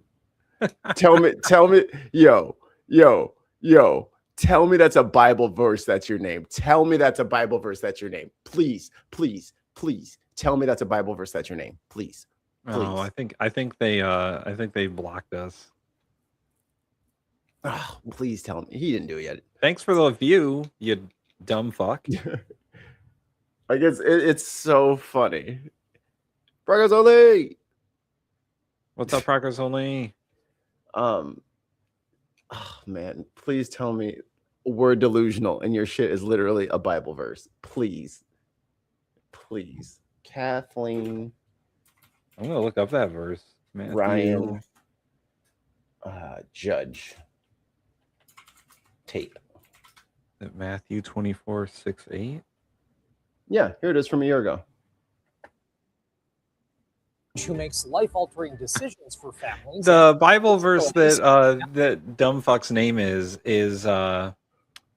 describes the signs of the end of times, where Jesus tells his followers there will be wars, famines, and earthquakes, and then not to be alarmed. These events, including nations rising against nations, are the beginning of the sorrows or birth pains, not the final end. I just like that I got name dropped in his name. Did you hear? It will be what? Famine and what? Yeah. There you go. Yeah, here's this judge. Now accused of making racist comments and using shocking, derogatory language. Thank you for joining us for 7 News Detroit at 6. I'm Nothing Mike gets Duffy. past old Mikey Heather fam. Catalo joins us now with more about why an Oakland County. This to be about him. Hutton says he's coming forward now because he wants to protect the people who have to face Judge Ryan in the courtroom. The Honorable Kathleen A. Ryan presiding. Good morning. You may be seated. After more than 13 years on the bench, Oakland County Chief Probate Pro Tem Judge Kathleen Ryan is out of her courtroom. Chief Probate Judge Linda Hallmark removed Judge Ryan from her docket last week, announcing that a complaint about internal allegations of unprofessional conduct was sent to the Judicial Tenure Commission. Judge Ryan was arrested in 2021 for domestic violence, but those charges were later dismissed. And now she's back in the headlines. Well, if you're black from any other country, you're doing way better. If you're an American black person, then you're a lazy piece of. The 7 investigators have obtained recordings that county officials say prompted Judge. And then motherfucking black people be like, yo, I swear, man, I feel like the judge just wasn't trying to hear nothing I was trying to say. I was like I had all my evidence ready, and like I tried to prove to her. No, we be making that shit up. We all just full of shit, liars, motherfucker. Like, let me run it back. Run it back one more time. In any other country, you're doing way better. If you're an American black person, then you're a lazy piece of. The 7 investigators have obtained the recordings that Keep in mind that this lady staples papers for a living. She staples papers and listens, and everybody else is lazy.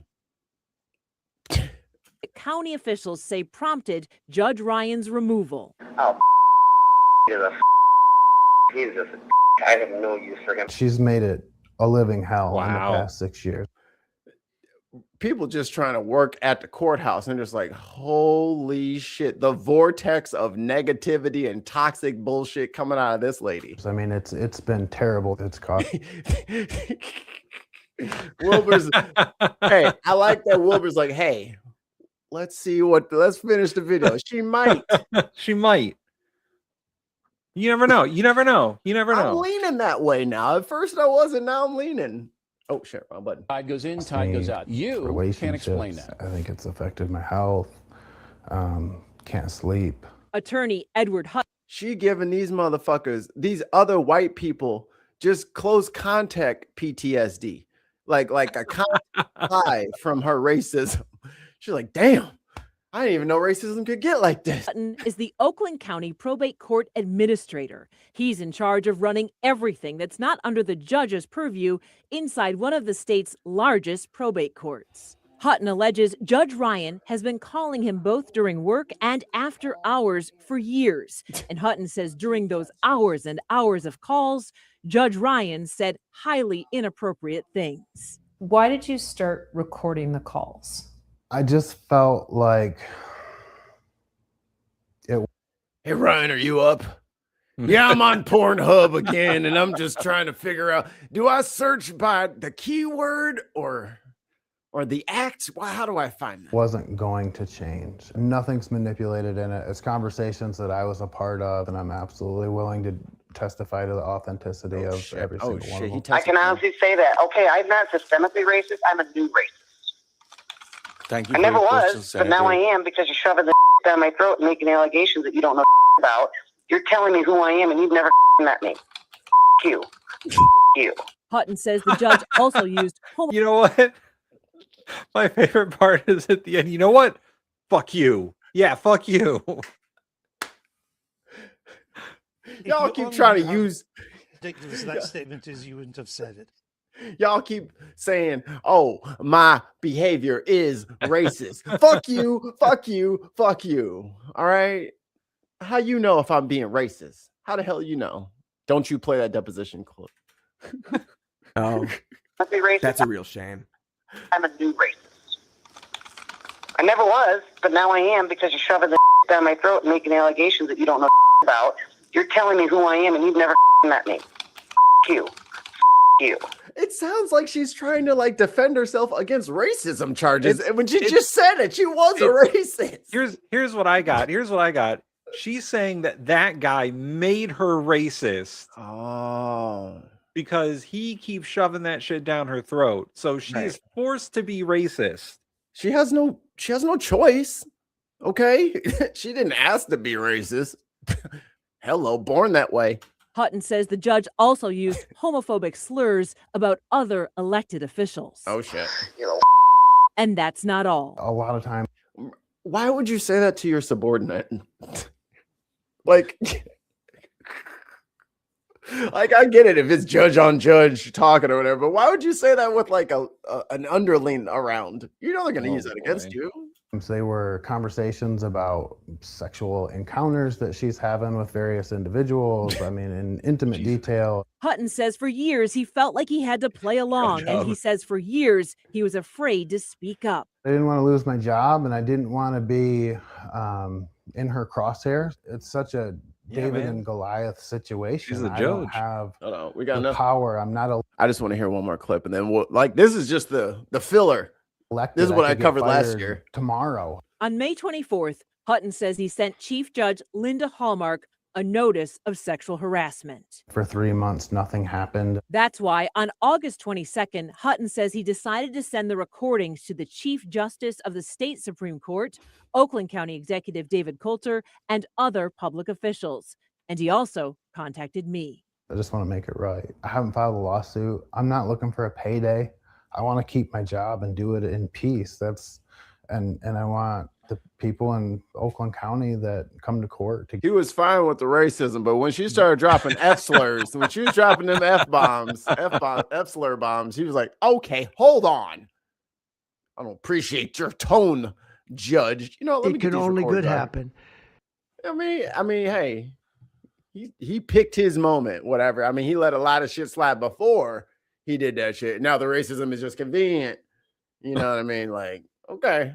Get a fair shake, to have their day in court, to have an unbiased trier of fact. In that email, Hutton said Judge Ryan, quote, has vocalized her hate and contempt for various protected groups.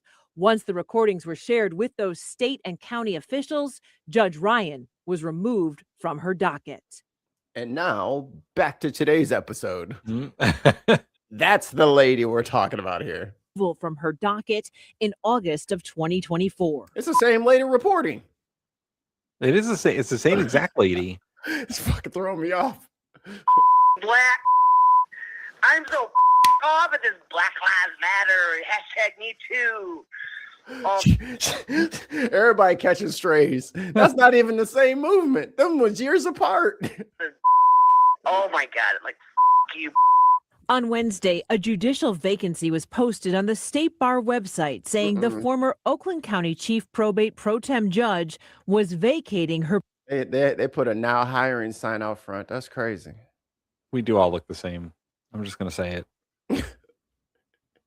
Hey, I've been watching Dark on Netflix, that German show. Yeah.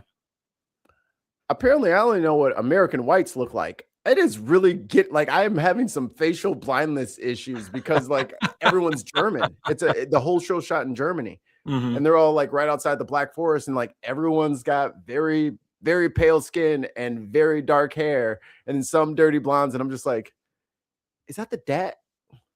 No, that's the shit, baby. Who is that? I was like, she's like, I don't know. I was like, I can't tell them apart. They don't have any. They look the same. They look the same. I literally have no idea what the hell he's talking about. And also, I don't like it in TV because they don't ever like have people wearing like logos and shit.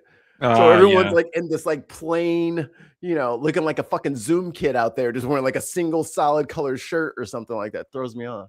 The Honorable Kathleen A. Ryan presiding. Good morning. You may be seated. Ryan was a probate judge for 13 years. Morning, until the N-words. Oakland County Probate Court We should probably wear name tags to filed make a it easier. complaint against her, alleging Ryan had been harassing him, calling him after hours for years, and making racist and other inappropriate comments. I've never met anybody that enjoys hurting people and brags about it the way she does, or intimidating people, scaring people.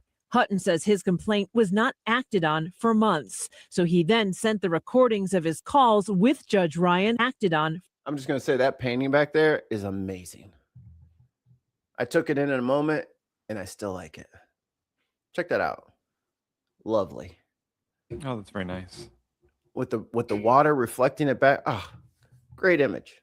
For months. So he then sent the recordings of his calls with Judge Ryan to state and county officials. I just want to make it right. And I want the people in Oakland County that come to court to get a fair shake, to have their day in court, to have an unbiased trier of fact. If you're black from any other country, you're doing way better. If you're an American black person, then you're lazy piece of Judge Ryan has been paid for the last 15 months while she was out of the courthouse. Again, like she's digging ditches. Like, this is the funniest shit. It's always the people who have the cushiest jobs who have the worst takes. Yeah. Like, you literally do nothing except for fuck people over. You know, everyone's lazy except me. I'm the one that does everything around here. Get the fuck get out of here. I have a hilarious timeline in the chat here. Okay. So someone popped in and says people quit all the time. Save Man Woman said that. And then they said that White's been smeared by BS lately. And then, yeah, she needed to go.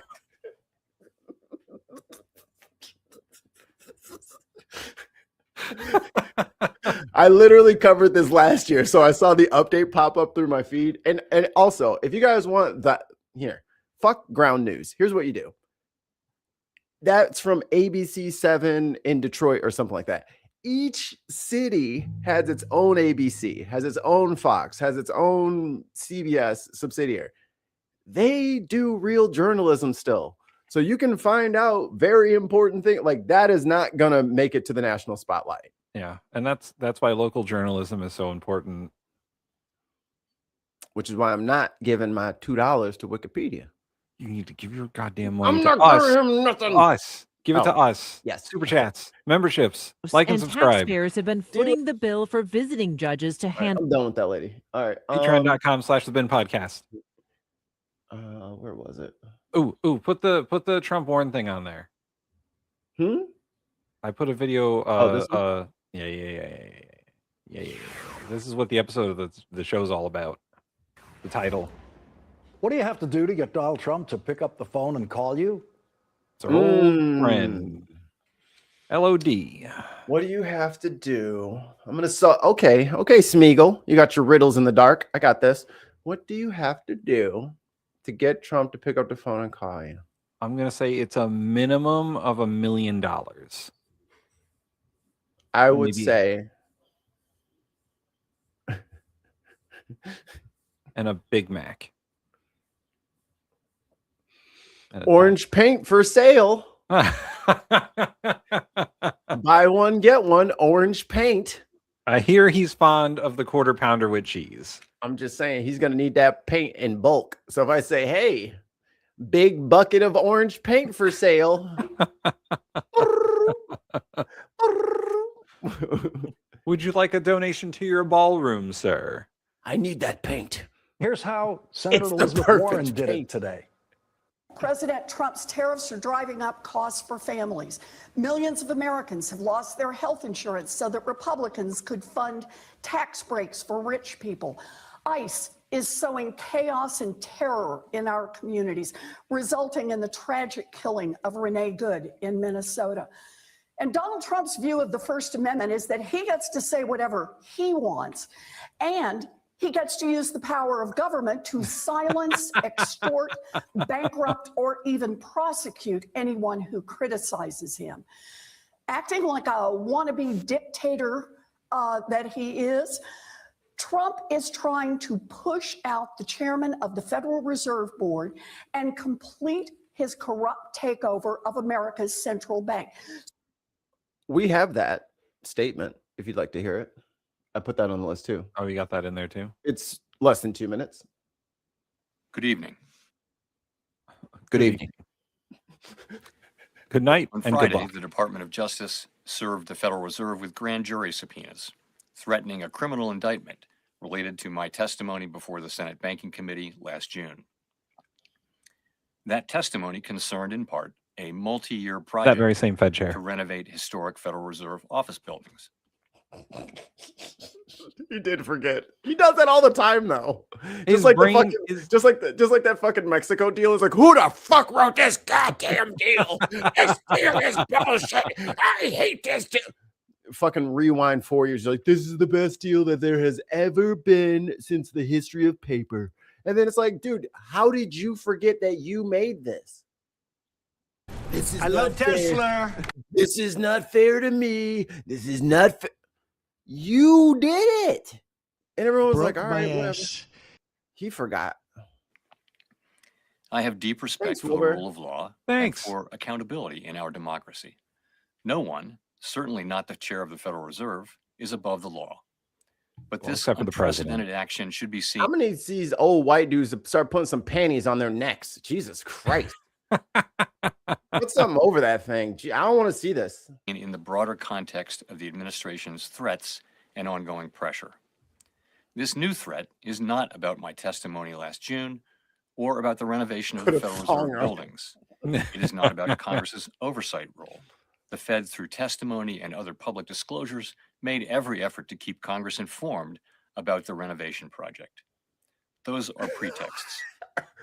The threat of criminal charges is a consequence of the Federal Reserve setting interest rates based on our best Broke assessment Mikey. of what will serve the public, rather than following the preferences of the president. Yeah, but This is about whether the Fed will be able to continue to set interest rates based on evidence and economic conditions, or whether instead monetary policy will be directed by political pressure or intimidation.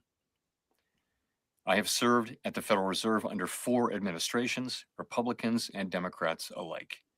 In every case, I have carried out my duties without political fear or favor, focused solely on our mandate of price stability and maximum employment. Public service sometimes requires standing firm in the face of threats. I will continue to do the job the Senate confirmed me to do, with integrity and a commitment to serving the American people. Okay. Now, I want to point out, some people may like Powell. He's an okay Fed chair. He was a Trump-appointed Fed chair. So it's not like this guy is one of the good guys. He's just been kind of the same as Trump has been moving crazier and crazier. And he doesn't do what Trump wants, which is what Trump wanted. Right. But he does his job, and he's pretty good at his job. He's a fairly conservative Fed chair. Yeah, he's donated money to Republicans, and his monetary policy is a little conservative for my taste, but he's not kowtowing to Trump, and that's the thing that Trump hates the most. What the fuck? First Amendment is that he gets to say whatever he wants, and he gets to use the power of government to silence, extort, bankrupt, or even prosecute anyone who criticizes him. Indeed. Acting like a wannabe dictator that he is, Trump is trying to push out the chairman of the Federal Reserve Board and complete his corrupt takeover of America's central bank so that it serves his interests along with his billionaire friends. I will ask a certain friend of ours who's probably listening, but I won't ask directly, if he could just, message me at some point his economic analysis of the situation. But my take is this: Trump's little tech buddies are trying to collapse the economy. They're trying to collapse the dollar. Oh yeah, a bunch of inflation reports came out today. Yeah, I would like to know what our certain friend would think about, because inflation is not great. I think they're literally trying to spike the dollar into the dirt on purpose. Oh, and on purpose. Well, I mean, we'll talk about this later on in the episode, but the inflation report, if it wasn't for the price of oil and gas going down, inflation would be bad in December. Because he doesn't know what he's doing.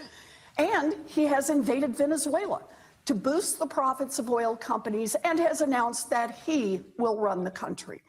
No, I'll just use $1 billion to go take some crusty ass oil refineries, which will never make us money unless we spend another.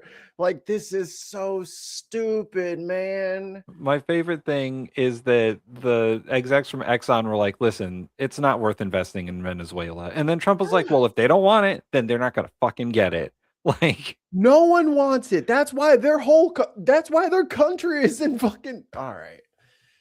It's like he didn't even know the history of Venezuela. Went to the National Press Club to deliver an important 20-minute speech on Democratic Party policies, which of course included repeatedly attacking Donald Trump. For years. No, not you. I fought for a simple, free government tax filing system, so nobody has to pay It's a couple gone. $100 just to file their taxes. It's gone. And every step of the way, the giant tax prep companies have thrown up Into it. roadblocks to stop it. TurboTax. And when the IRS finally built a free and wildly popular filing option for American taxpayers, the tax prep companies swooped in to kill it the minute that Donald Trump took office. They did. So here's the thing, MAGA. Whatever y'all want to say about whatever. How does this help Americans? How is this America first to take away the absolutely fee-free, the free 99 way of filing your taxes? Trump got rid of it so that you have to go through Intuit or TurboTax, like online anyway. Like, how do you think that's beneficial to anyone other than the people who are charging you money now, or they're going to take a percentage of your thing? Yeah, and I'll put a quick poll out there in the chat for everyone listening. If you're an American, do you file your own taxes? I don't. I hire people. Right, and if you do file your own taxes, do you do a paper return? Because the only way you can do a free return now is a paper return. Physically fill out the forms and mail them in to the IRS. That's terrifying. What if I get it wrong? But yeah, most people use TurboTax, or they go to like Jackson Hewitt, or one of those other, like, they pop up all the time during tax season, little places. And let me tell you guys, those people are using fucking TurboTax. Right. They are. They're just you're answering questions and they're hitting yes or no, and it automatically fills out the form for them. The tax accountants really wanted that free file thing for people who can't afford to pay for TurboTax or Jackson Hewitt or whatever, because it clogs up the system. Right. For the people who have complicated tax returns, the rich people and the businesses. But it's like, Intuit owns all of this shit, by the way. Intuit owns TurboTax and QuickBooks and all this other shit. It's a huge corporation. They're one of the biggest lobbyists in Washington for that specific reason. No, Tim, they love democracy. No, they want you to pay them so they'll do your taxes, even though you have one W-2. I mean, it's not like there's, what is it, like 250 million working Americans, and they all got to fill out their taxes every year. Yeah, this is progress. Can't have all you motherfuckers just going on the internet and just not paying me my yearly stipend. Right. If you're self-employed, you are super fucked. Well, and Tim, there's not a lot of IRS agents, so maybe I'll be okay this year. The IRS has been gutted, so maybe we'll be okay this year. Please don't, in the future president, please don't go back and look at the last couple of years of tax returns. At least not for broke people. I mean, this year it's going to be a fucking shit show. A third of the IRS's employees are gone, and that means that if you call the IRS, you are never getting anyone on the phone. No, never. Good luck if you have to file an amendment to your tax return. Good luck if you have any complications and you want your fucking return check on time, because it's simply not going to happen. And Tim, it's not like these companies were getting to the point where they were like, hey, you have a really, really complicated tax return, and I want to make sure that it's 100% correct. Don't you want to pay a little bit extra to make sure that a real human goes through? Like, the fact that they're adding all of this shit on top of the already free e-filing that they were doing for people.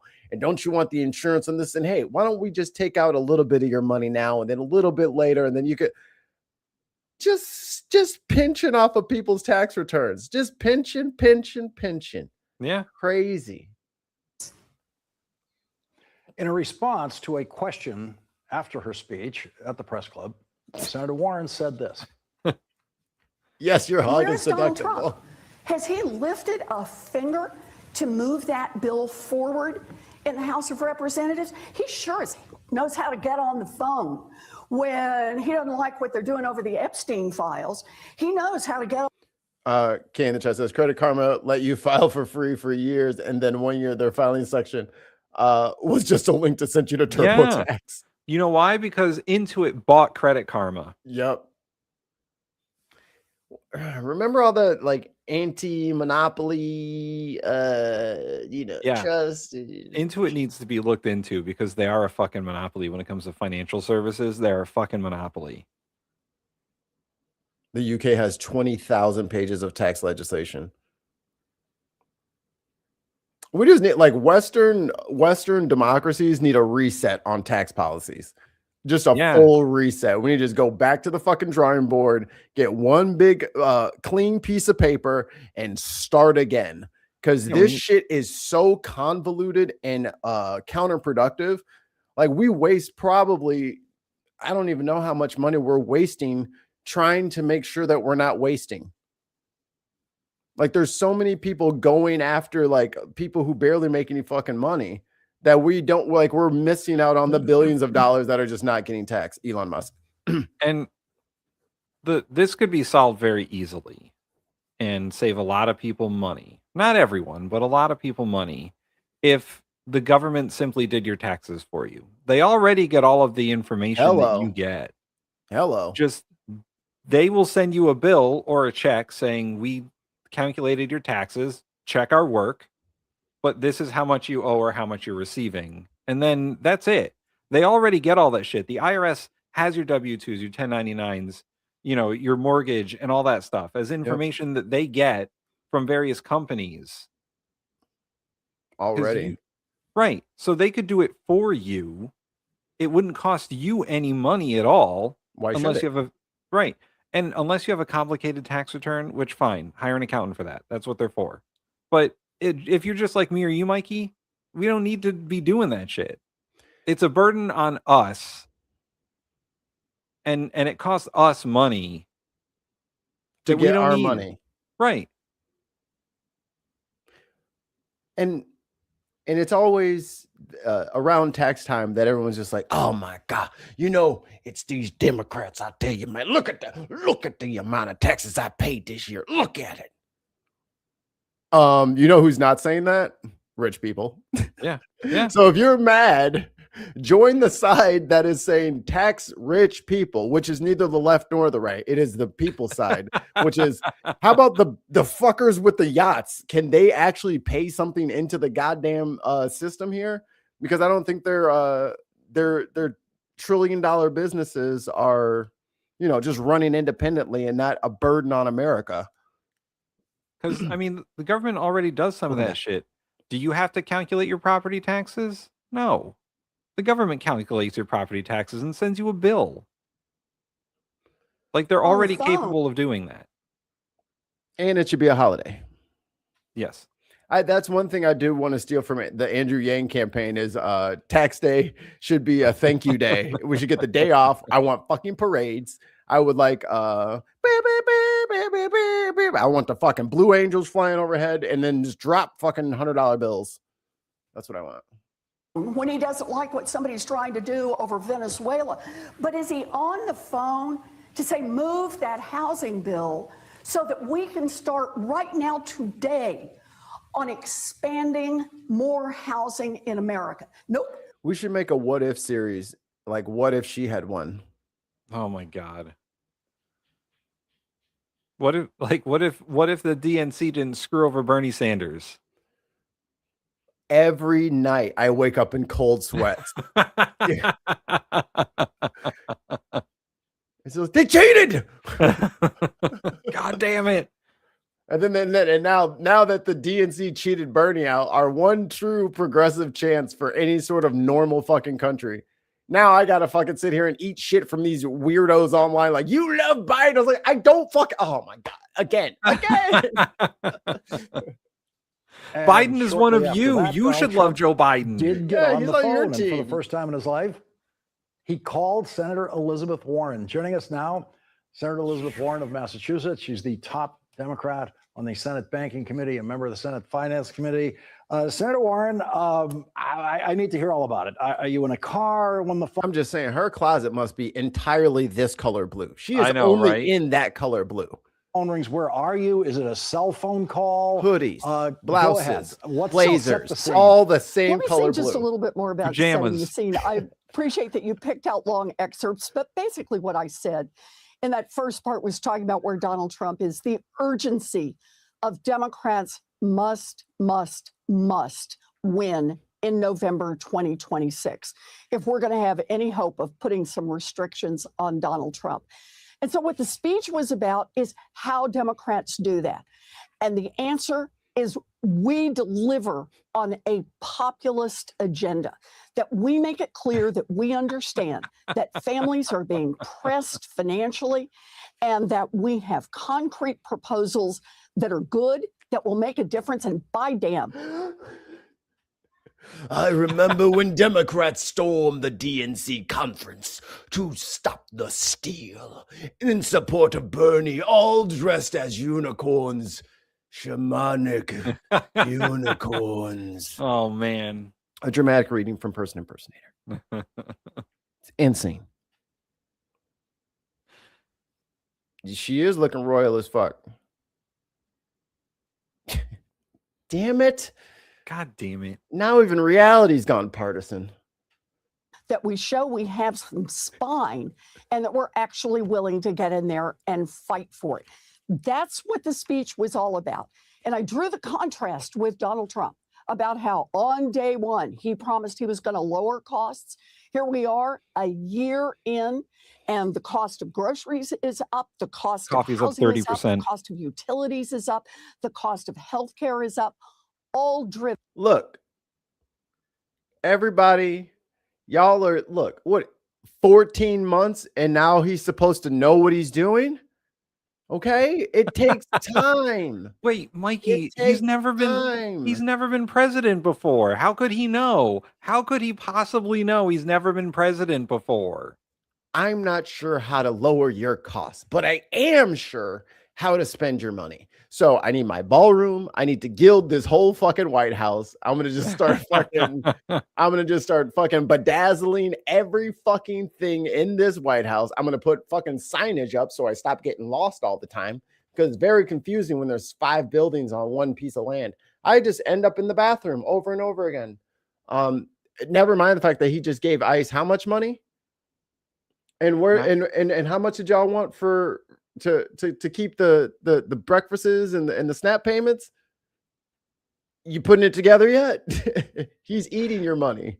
Chrissy says Trump has just announced that inflation in the USA has been defeated. A reminder that inflation is at 2.7%.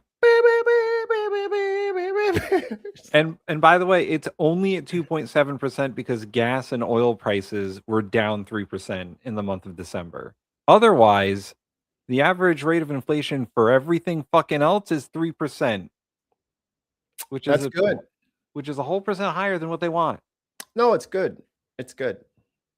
By Donald Trump and the Republicans in Congress and their policies. So I said, we need to hold those guys accountable, and we need to deliver burning through your fucking money, y'all, for American families. And this is and this is like when I have these like longer conversations with my mom about politics and stuff like that. This is our money. This is taxpayer money. That $187 million for both. That's our fucking money. That's more than Congress. They're just going to give all your money away until you're going to be like, okay, well, what about this? Remember, we're going to fix that bridge and do this project and all that. No, good luck with all that. When the hurricanes and the tornadoes come through and the earthquakes out west and the fires out west, where's the money going to come from? And then you're going to look to Illinois, New York, California, and you're going to say, hey, can we have some money, please, from your tax dollars? You better hope these states keep doing it. Because what if we just don't pay our tax bill? What are you going to do? Yeah. It'd be a shame if we just stopped, enforcing that people at their jobs need to set up a system to pay their federal taxes. I mean, we would enforce it, but we're just so broke. That's what the speech was about. We did a Q&A afterwards. We talked about Trump saying, well, he was going to put a cap on credit card interest rates. Talked about the fact that Trump says he's going to do things on lowering costs for families, but has not delivered and hasn't even given any indication that he's trying. I'm in the car, going back to my office afterwards. Phone rings. It's Donald Trump. So did you recognize the phone number? Was it that White House switchboard number? Or? Actually, I almost didn't pick up because I didn't recognize the number. But I thought, 202. That's probably somebody here in Washington. Hello, Pocahontas. Hello. And it was somebody here in Washington. So, I talked to him, but that's exactly what we talked about. Is I talked about the importance of moving forward on lowering costs. Donald Trump says he wants to do a cap on interest rates on credit cards. I've been arguing for that. Oh my God. I literally just guessed this fucking trolls joke. You Oh my suck. God. I read you. I Have more blocked than that one shit. joke. I got you. I literally read your mind. Oh my Booyah. God. Catch bigger fish too. God. Parried the shit out of that. You saw the ping. Fucking parried that shit. Let's go, Justin. For years. Then fine. Let's get it done. He says he wants to lower housing costs. Hell, we've got a housing bill that is all about expanding the supply of housing, which is Tim, just get a 50-year mortgage. Just get a 50-year mortgage. It won't cost you double the price of your house. What a fucking even some of the deep red mag was like, that's a fucking scam. It's like, yeah, mortgage. If you get a mortgage when you're 18, that house will be yours by the time you retire. Jesus. And who wants a fucking 50-year-old house with the way that they build houses now? This is true. This is true. One of the most important ways we can start to bring down the cost of housing. It has passed the Senate unanimously. Except it's like this. Why is it not law? Because it's held up by Republicans in the House of Representatives. Democrats are ready to go, but not the Republicans in the House. And Donald Trump hasn't lifted a finger to help move that forward. So, look, talk is cheap. Are you saying that's his job?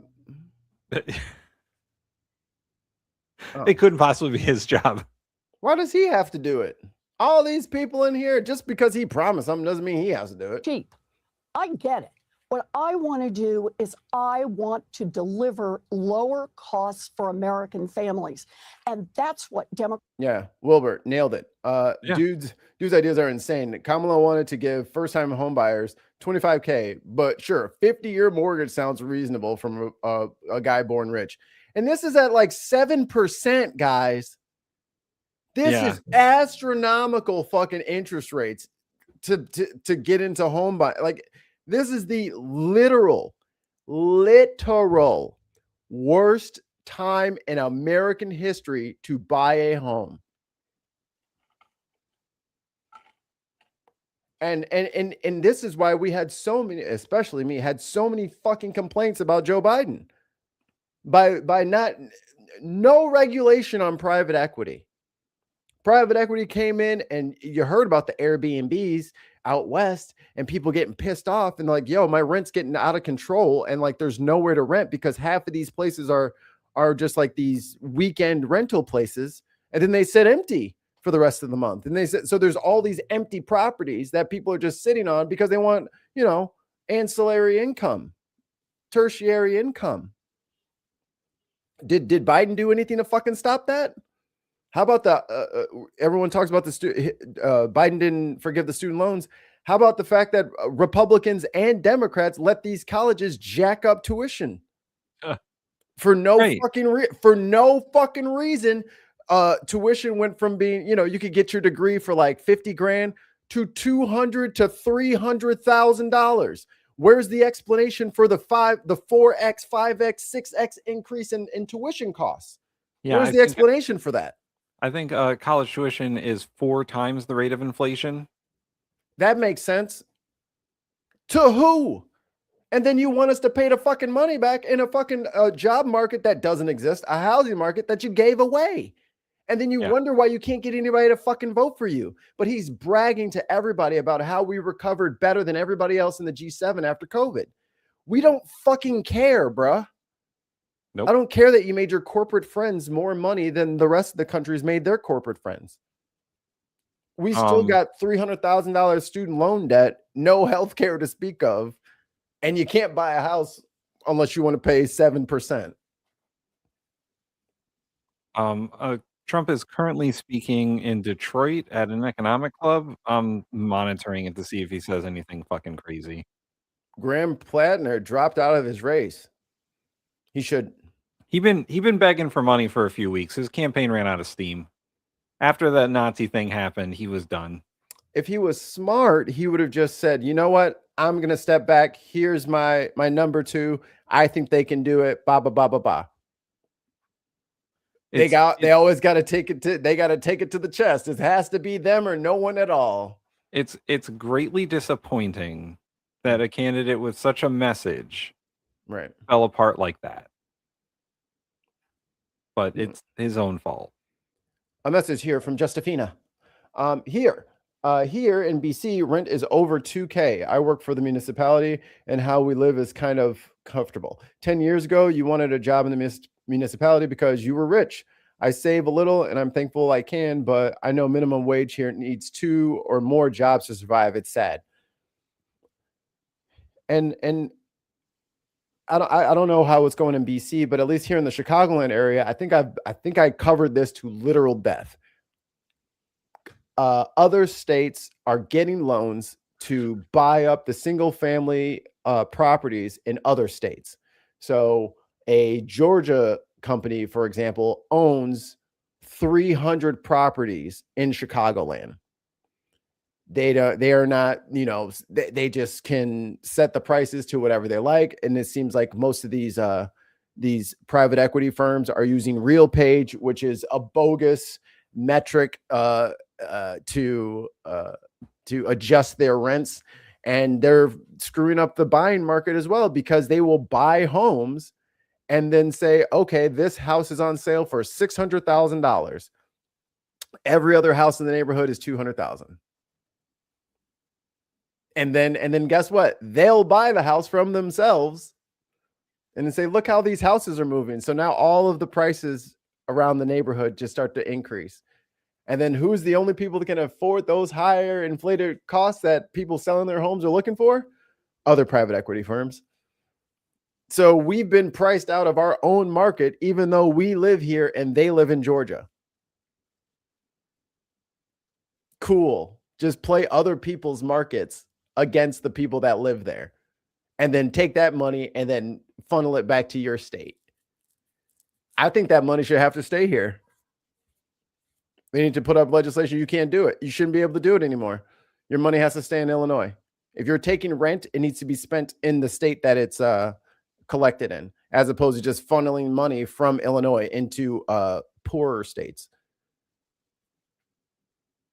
I know Kay's happy. Kay was like, get that motherfucker out of here. Josephina says, that's exactly how it is here with realty. It's insane. No one can buy a house. We need $40,000 down to buy it. Yeah. Did everyone's parents have to put down $40,000 to purchase a home? I don't fucking think so. Don't fucking think so. Democrats are in this fight to do.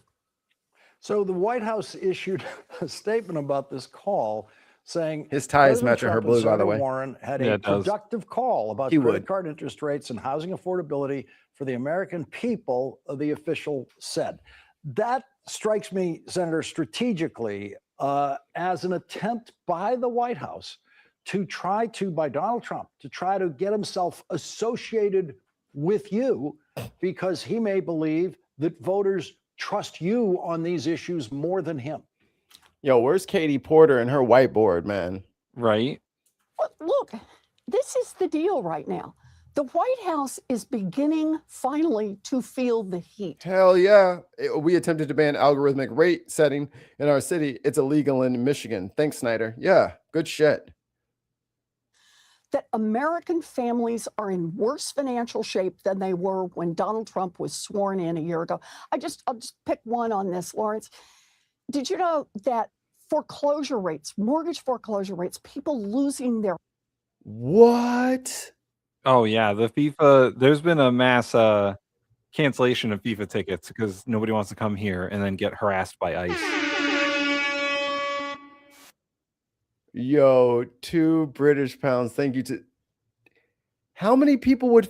It's only like 50,000 people for the thing, right? Like that are in the stadium? Oh, they're fucked. Yeah. Oh, shit. Hey, Tim, we might be able to afford tickets to FIFA. Yeah, I know. Some of the games are being played in New York. I might be able to go there. I mean, they were initially talking about like $500 per ticket. That may not be the case. Just hold them up. Just wait the day of. They'll be like, all right, $7 and make a line. All right, fuck. Shit. That's great. Thank you, Tim Ballon. That is homes. It's up 21% since Donald Trump was sworn into office. The American people have been telling us for years, election after election, John, listen, that they want somebody to get in there and start unrigging that system. This economy keeps working better and better and better if you start out as a millionaire, and even better if you start out as a billionaire. But it's not working for hardworking families. You know, I don't always agree with James Carville, but he said just about a month or two ago, he said it was clear even to him that Democrats need to run on the most populist agenda since the Great Depression. Hold and on if we're one really going second. to win, James Carville said that a month or two ago when he said in fucking January of last year, oh, Democrats, let's just sit back and wait and see what happens. That fucking revisionist fuck. We need to run on the most populist agenda we can. James Carville is a fucking fraud. no. It's the economy, stupid. My God. But they don't. It's. I like how James Carville is always touted as like this Nostradamus, and who just predicted, oh, people do care about how much money is coming into their house, and it's like, no shit, Sherlock. And then did he care about any of that stuff? Did he run on it? No. And isn't he the genius behind NAFTA? Hey, James Carville, go fuck yourself and shut the fuck up. Go find a rocking chair and a glass of lemonade and go back there and recount the good old days when blacks were super predators and you could just fucking teleport all the fucking jobs overseas. That's why MAGA has a foothold in the fucking first place, is idiots like fucking James Carville selling out the middle class so that the fucking corporate buddies can get what they need. Thanks. You guys set us up for this, by the way. See, this is why when the trolls come in here, we're like, you're in the wrong show. Right. Fuck James Carville. He was a consultant who got lucky once. And now he's this like Democratic prognosticator. He can just say whatever. Yeah. And they're like, oh, what is James Carville saying? Yo, fuck what he says. Yeah. If he's so goddamn smart, why don't you run for fucking office? Yeah. And if your ideas are so fucking sound, why don't you it's so easy for you. Just run for fucking office. He hasn't done anything good since the 90s. Oh my God. Hold on. Child trying to hurt herself. Uh-oh. Let's see what's going on in the chat. FIFA tickets and Happy Meal this summer. That could happen. Christy says, but millionaires and billionaires are hardworking people too.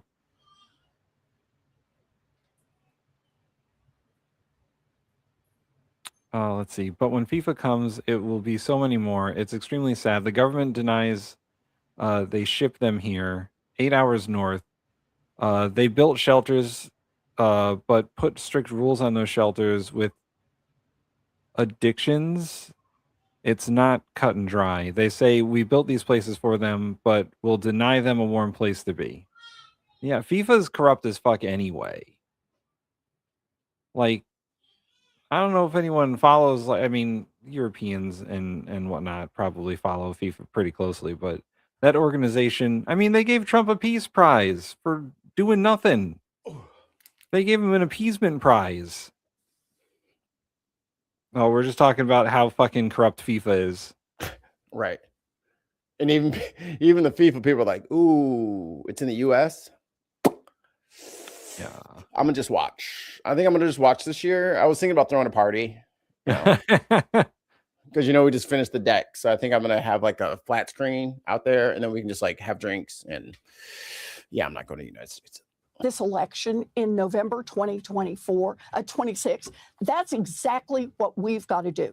We've got to run on a populist agenda. We've got to show we've got the backbone to fight for the really tough ways to make changes in this system, even if those changes do not appeal to our billionaire donors and our CEO corporate friends. We got to be Democrats again. The Democrats who delivered social. Well, y'all can do that.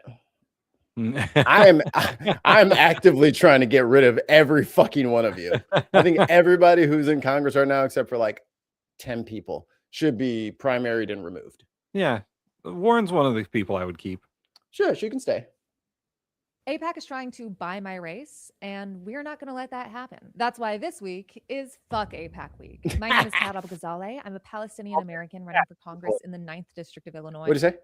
I said it's Kat. She's hilarious. Yes. And you don't have to be Palestinian to understand why AIPAC sucks. The American Israeli Public Affairs Committee, or AIPAC, is one of the largest PACs in the U.S., and it spends tens of millions of dollars every year trying to rig races like mine. They've been examples include Jamal Bowman, Cori Bush, a lot of progressives doing this for decades. The only difference is that now all of that meddling and generally shitty behavior Good job. has given AIPAC a bad Hey, rep, welcome, Wilbur. Which is why AIPAC is now trying some new tactics to more subtly elect representatives that will blindly support Israel. And my race is one of their Warren is many things. Stupid is not one of them. Yeah, seriously. My She's race has 17 people in it, she's which a I think is Harvard awesome. professor, so I don't. She's like real smart, and she talks in ways that we understand. So, I mean, I've listened to her lectures. I don't know that you've done that. Hell yeah, competitive primaries. But I'm tied for first with another candidate. The one right below us is only able to stay in this race because of AIPAC's support. Although she would say she's not involved with them. Sure, Laura. And the headline there says AIPAC leader reportedly hosts fundraiser for Fine's congressional run. Private event follows at least 2 emails sent to AIPAC donors soliciting donations for Fine. Fine, and then says below, Fine denies AIPAC support despite planned fundraiser with group's president. Methinks this is not true. I'm just guessing the AIPAC fundraisers around the country are a coincidence. To be fair, those lies did give me one of my favorite headlines of last year. It is. Oh, I missed it. Damn it. Country are Yeah, coincidence. palace. To be fair, those lies did give me one of my AIPAC head hosts fundraiser for House candidate who swears AIPAC isn't backing her. favorite headlines of last year. News at 11. It is unclear how much money AIPAC is willing to spend in my race, but we have heard estimates up to $15 million, which makes sense. I mean, look how scary I am, the big bad Palestinian. And the reason I know they don't like me is because they've said so. In 2025, AIPAC sent out 2 separate emails talking about me. The first called me a dangerous detractor, and well, that's, I mean, what isn't a dangerous detractor? You're talking about physics? No. The other one sounded kind of like an endorsement. They highlighted how I believe in Palestinian statehood, how I think war criminals should be held accountable. Oh, here, let's see. Dear blank, Congressman Jan Schakowsky has announced her retirement, and Illinois' 9th District will have an open primary for the first time in decades. Wasting no time to enter the race is an anti-Israel detractor, Kat Abou-Ghazaleh, a 25-year-old social media influencer. Kat does not mince words when it comes to her thoughts on Israel and the bond between our two nations. Her radical foreign policy agenda includes calls for unilateral recognition of a Palestinian state.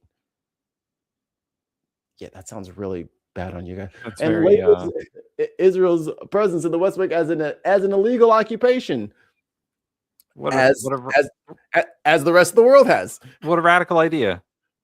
Baselessly blames Israel for the deaths of tens of thousands of Palestinians. Baselessly? Did you think it was meteorites? Are we stupid or dumb? Without recognizing Hamas's initiation of conflict on October 7th. Really? It all started on October 7th, huh? Hamas put up the 60-foot wall around the whole area. They did that? Okay. Like, is he lying or is he stupid? Put in your votes now. Promotes the International Criminal Court, a biased anti-Semitic institution targeting Israel under the false guise of justice. Who prosecuted the... Never mind. And she's not just loud, she's well-funded. Abou-Ghazaleh has already raised nearly $1 million, positioning her as a financial frontrunner in the early stages of this race. If we don't act now, she could win! You don't want this smoke? She poses a direct threat to our mission and future of Israel's security. This is Illinois, bro. Israel security is not based on our fucking 9th district. You have your whole fucking country over there. They are not, they have nothing to do with Illinois' 9th district, which is the north side, the rich areas. Yes, sorry, tons of mice. We know. Accountable, and how I think we should respect the International Criminal Court. Oh no, how horrible. They even end it with, if we don't act now, she could win. That's right. But to be serious, APAC right. is horrible for democracy. So this week, fuck APAC week, we're going to talk about the open secret that so many politicians refuse to acknowledge. We are against a powerful lobby, and we can win with grassroots people power, but we need your help to do that. So if you are against the genocide, if you are against election meddling, consider chipping in at catforillinois.com or buying some of our Fuck It, Let's Be APAC merch at Cat. There you go. There's the website, catforillinois.com/store. Buy some stuff if you're cool. If you want to donate, that would be cool too. But spreading the word is also great. So I will copy and paste. I hope they get used to seeing candidates like Cat. They should get used to it because there's going to be more of them. Illinois.com/store. And you can volunteer for us too, whether you live in Illinois or across the country. You can check catforillinois.com/events for phone banking and door knocking opportunities. And you can join our Discord at discord.gg/catforillinois for the fastest updates on volunteer opportunities. And check out our YouTube streams because she streams all of her stuff. Yeah. And they play games, which is fun. Tim, how much time I got? 30 minutes. Well, actually 15 minutes. You got 15 minutes. Okay. Is there any other of the, let me see.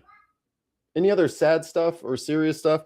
I mean, we could talk about Iran and its inevitable collapse, all according to Israel's plan. But yeah, I feel like a lot of that stuff is,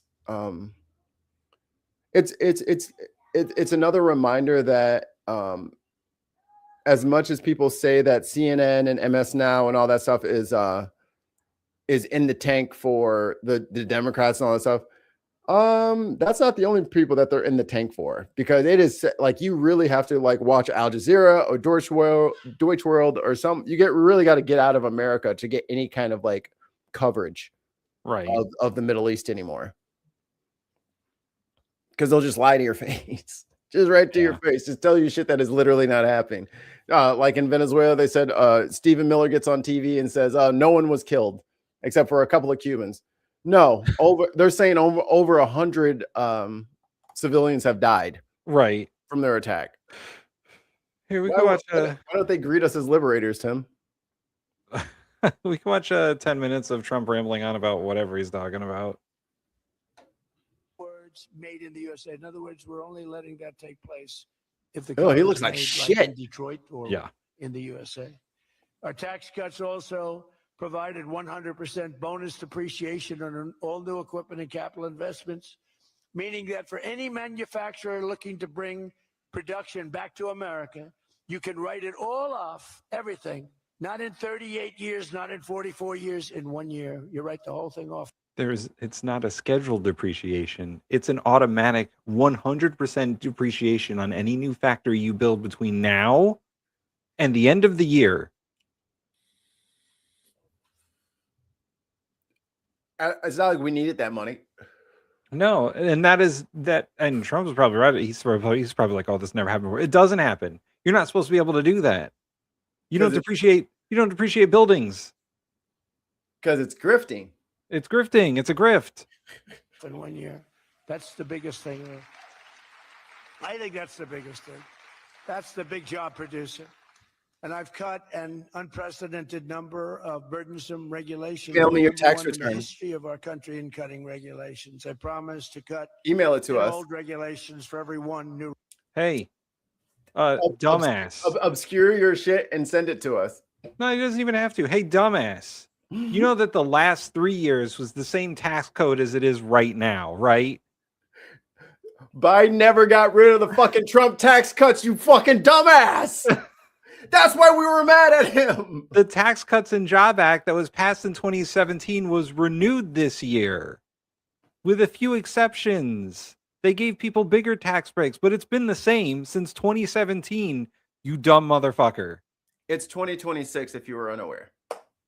Regulation. So if we put on a regulation, the only way I'll allow it to happen is if the secretary, like Scott Bessent, cuts 10 old regulations. Special. But instead, last year we actually cut 129 regulations for everyone that we put in. Think of that. So nobody's ever everyone. cut regulations like He's mentioning I soybean terminated farmer the insane Scott Bessent electric there. vehicle mandate and ended the war on internal combustion engines. Once and for all, those engines were gone. The war, And some people the like it. war on internal combustion engines. God, He can't drive. he doesn't know how. He knows how to drive a golf cart. Even if he knew how, he doesn't have the cognitive skills to do it anymore. Yeah, they would have taken Grandpa's keys by now. I love Tesla. Everything's computer. Yeah, no, it's too computer for him, man. Remember, oh wait.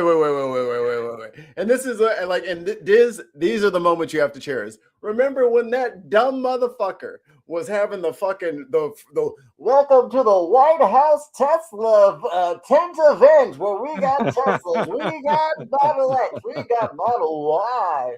I'm always like, oh, you guys want me to fire it up? Yeah. Yeah. There's a war in the internal combustion engines, and he's on the White House lawn talking about something. You want me to fire up the Tesla so you can hear it? Yeah, you can hear it. The fans turn on to keep the batteries cool. You want to hear the radio? Oh my God. It doesn't make any noise, you dumb motherfucker. It's electric. Boogie, woogie, woogie. Oh, boy. And if they like them, great. And if they like electric, if they like any form of propulsion. Any way you want to propel your car is okay, except for a couple of them, as I discussed. I permanently stopped Joe Biden's You can't say the word propulsion. ridiculous CAFE standards. You know what the CAFE standards are? They're standards that make it impossible for you to build a car affordably. They make it impossible for a car to really work right. The CAFE standards sound so nice. The CAFE standards, it's environmental standards that are impossible to make. Is this the weave? Are we in the weave here? EPA's I think we're in the absurd weave. tailpipe emission standard, one of the worst ever. And I revoked the California emissions waiver to stop San Francisco communists from regulating automobiles all over our nation, all over our world.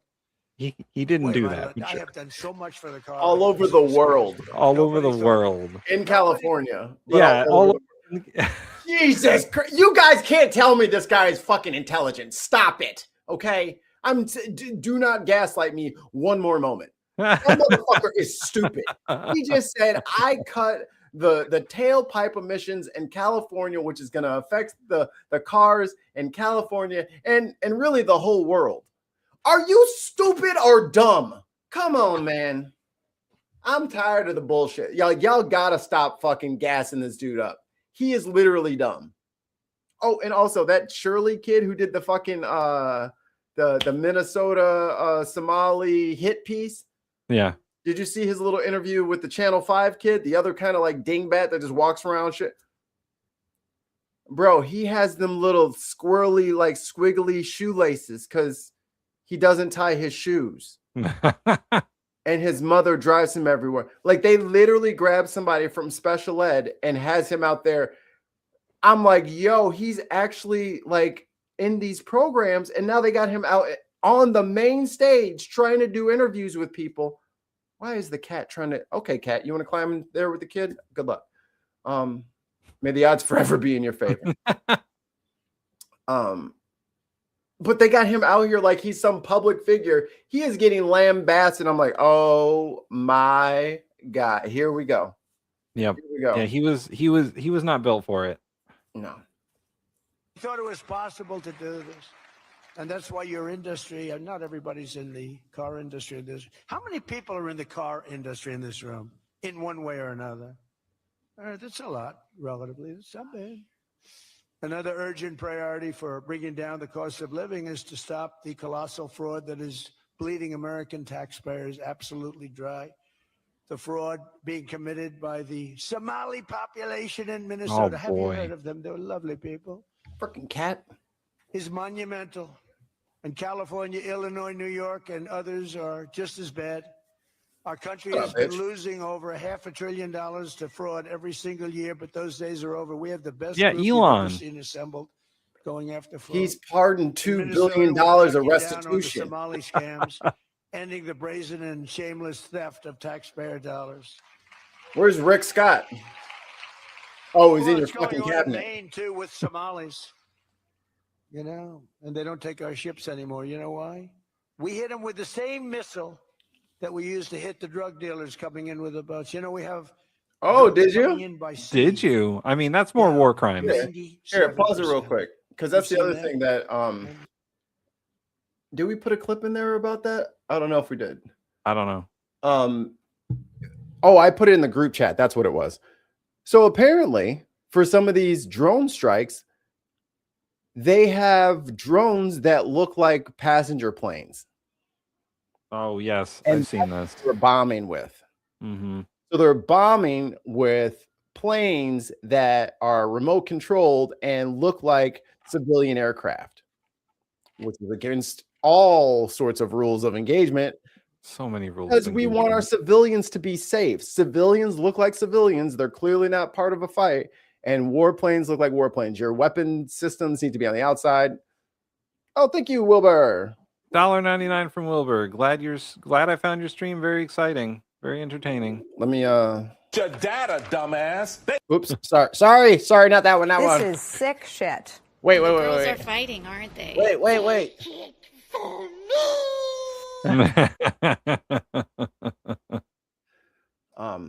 Glad to be of entertainment and service. But yeah, dressing up your fucking drones for your Reaper drone to look like a fucking a Cessna. Yeah, don't do that. Yeah, that's like sinking of the Lusitania bullshit. That's like you're gonna get a bunch of Americans in a fucking passenger plane shot the fuck down. Yeah. That's war crime city. Yeah, that's hiding behind civilians. Wonder where he learned that from. Violating the Geneva Conventions again. Per usual. And we're trying. How much time I got, Tim? We're really trying hard. 5 minutes. Turn this bitch off. I got something. 3%. All right. We're gonna do some good stories now. Fuck that guy. All right, you guys ready? You guys ready for the good parts? I found a lot of good parts videos today. So here, we don't have a lot of time, so I'm gonna have to skip to the good part. This relatives. The land first blessed with song. Is everybody as excited as I am?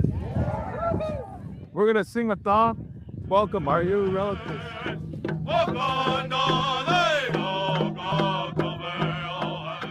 And then the moment everyone had been waiting for.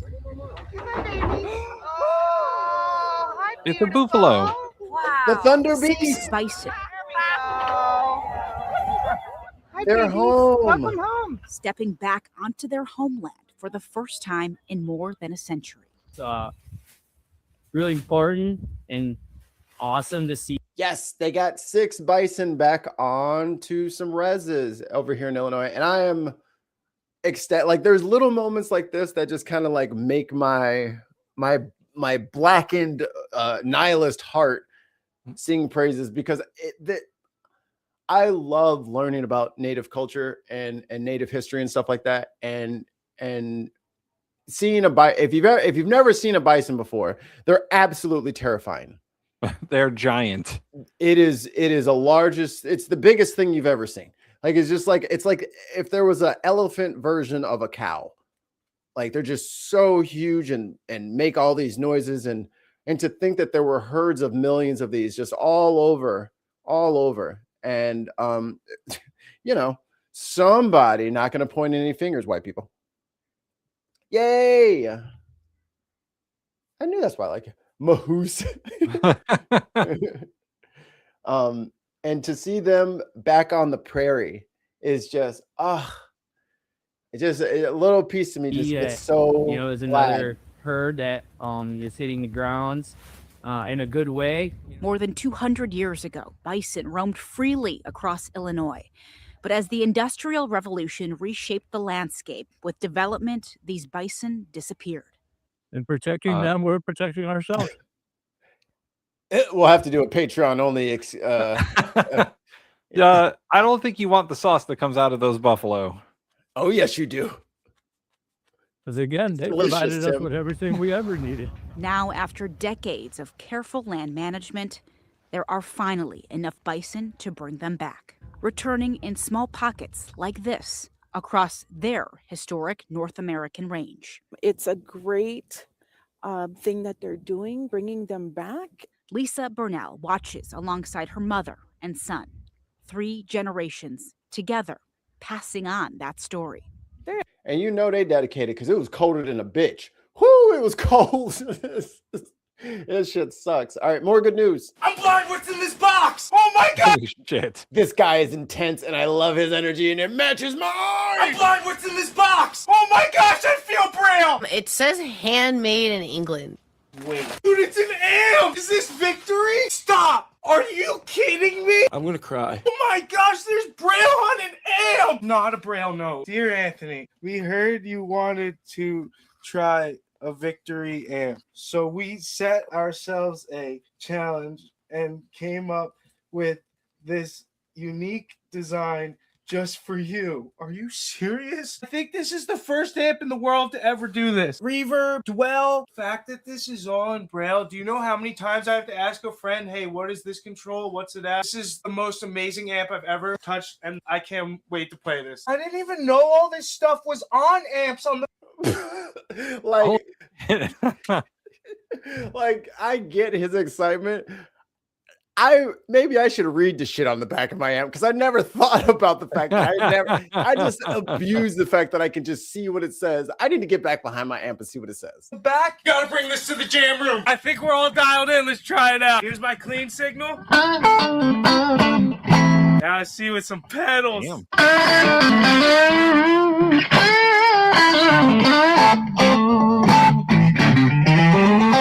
You guys are seriously the best in the world. Thank you so much. And One love. We got more good news. I told you I found a bunch of them. Gotta get this in before Tim has to run. You got time for one more, and then I gotta go. Ooh, bald eagles or... Okay, fine. Oh, no. I think I know what you're doing.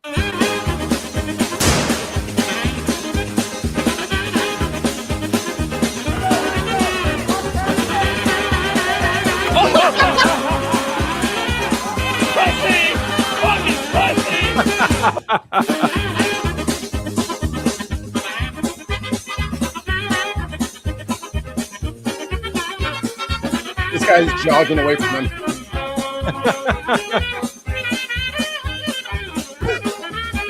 Oh, he's like, keep going. The guy just casually jogging away from him. This is the homie. Oh, got him. Got him, coach.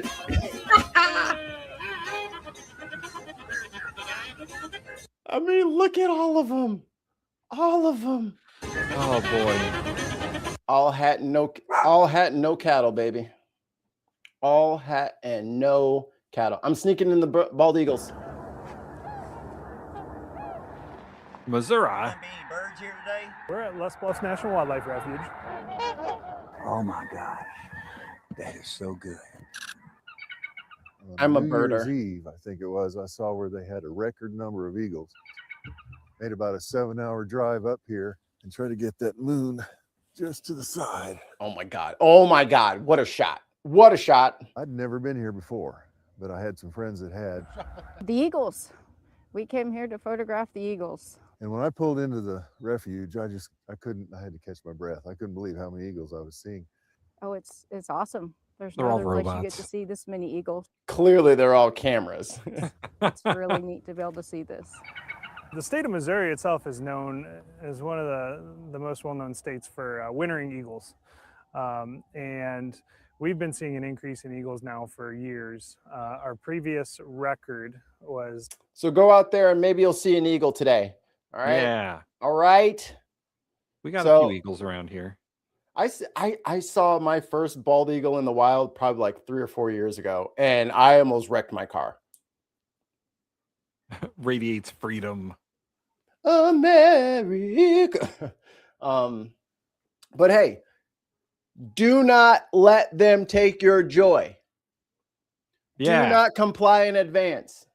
They got to earn your fear. Yeah. Earn that shit. They will not break us. No, fuck that. And even if they break us, guess what? You got to deal with us being broken, which is probably worse. You don't want to see a broken Mikey famine. You think it's bad now? Wait till we become unhinged. wait till we really go crazy. Oh shit! Stop playing again. Wait till we really go crazy. Okay. We love you. Drink some water. Go see an eagle. Feed a bird. Dream of bison. We love you guys. And remember to drink your me.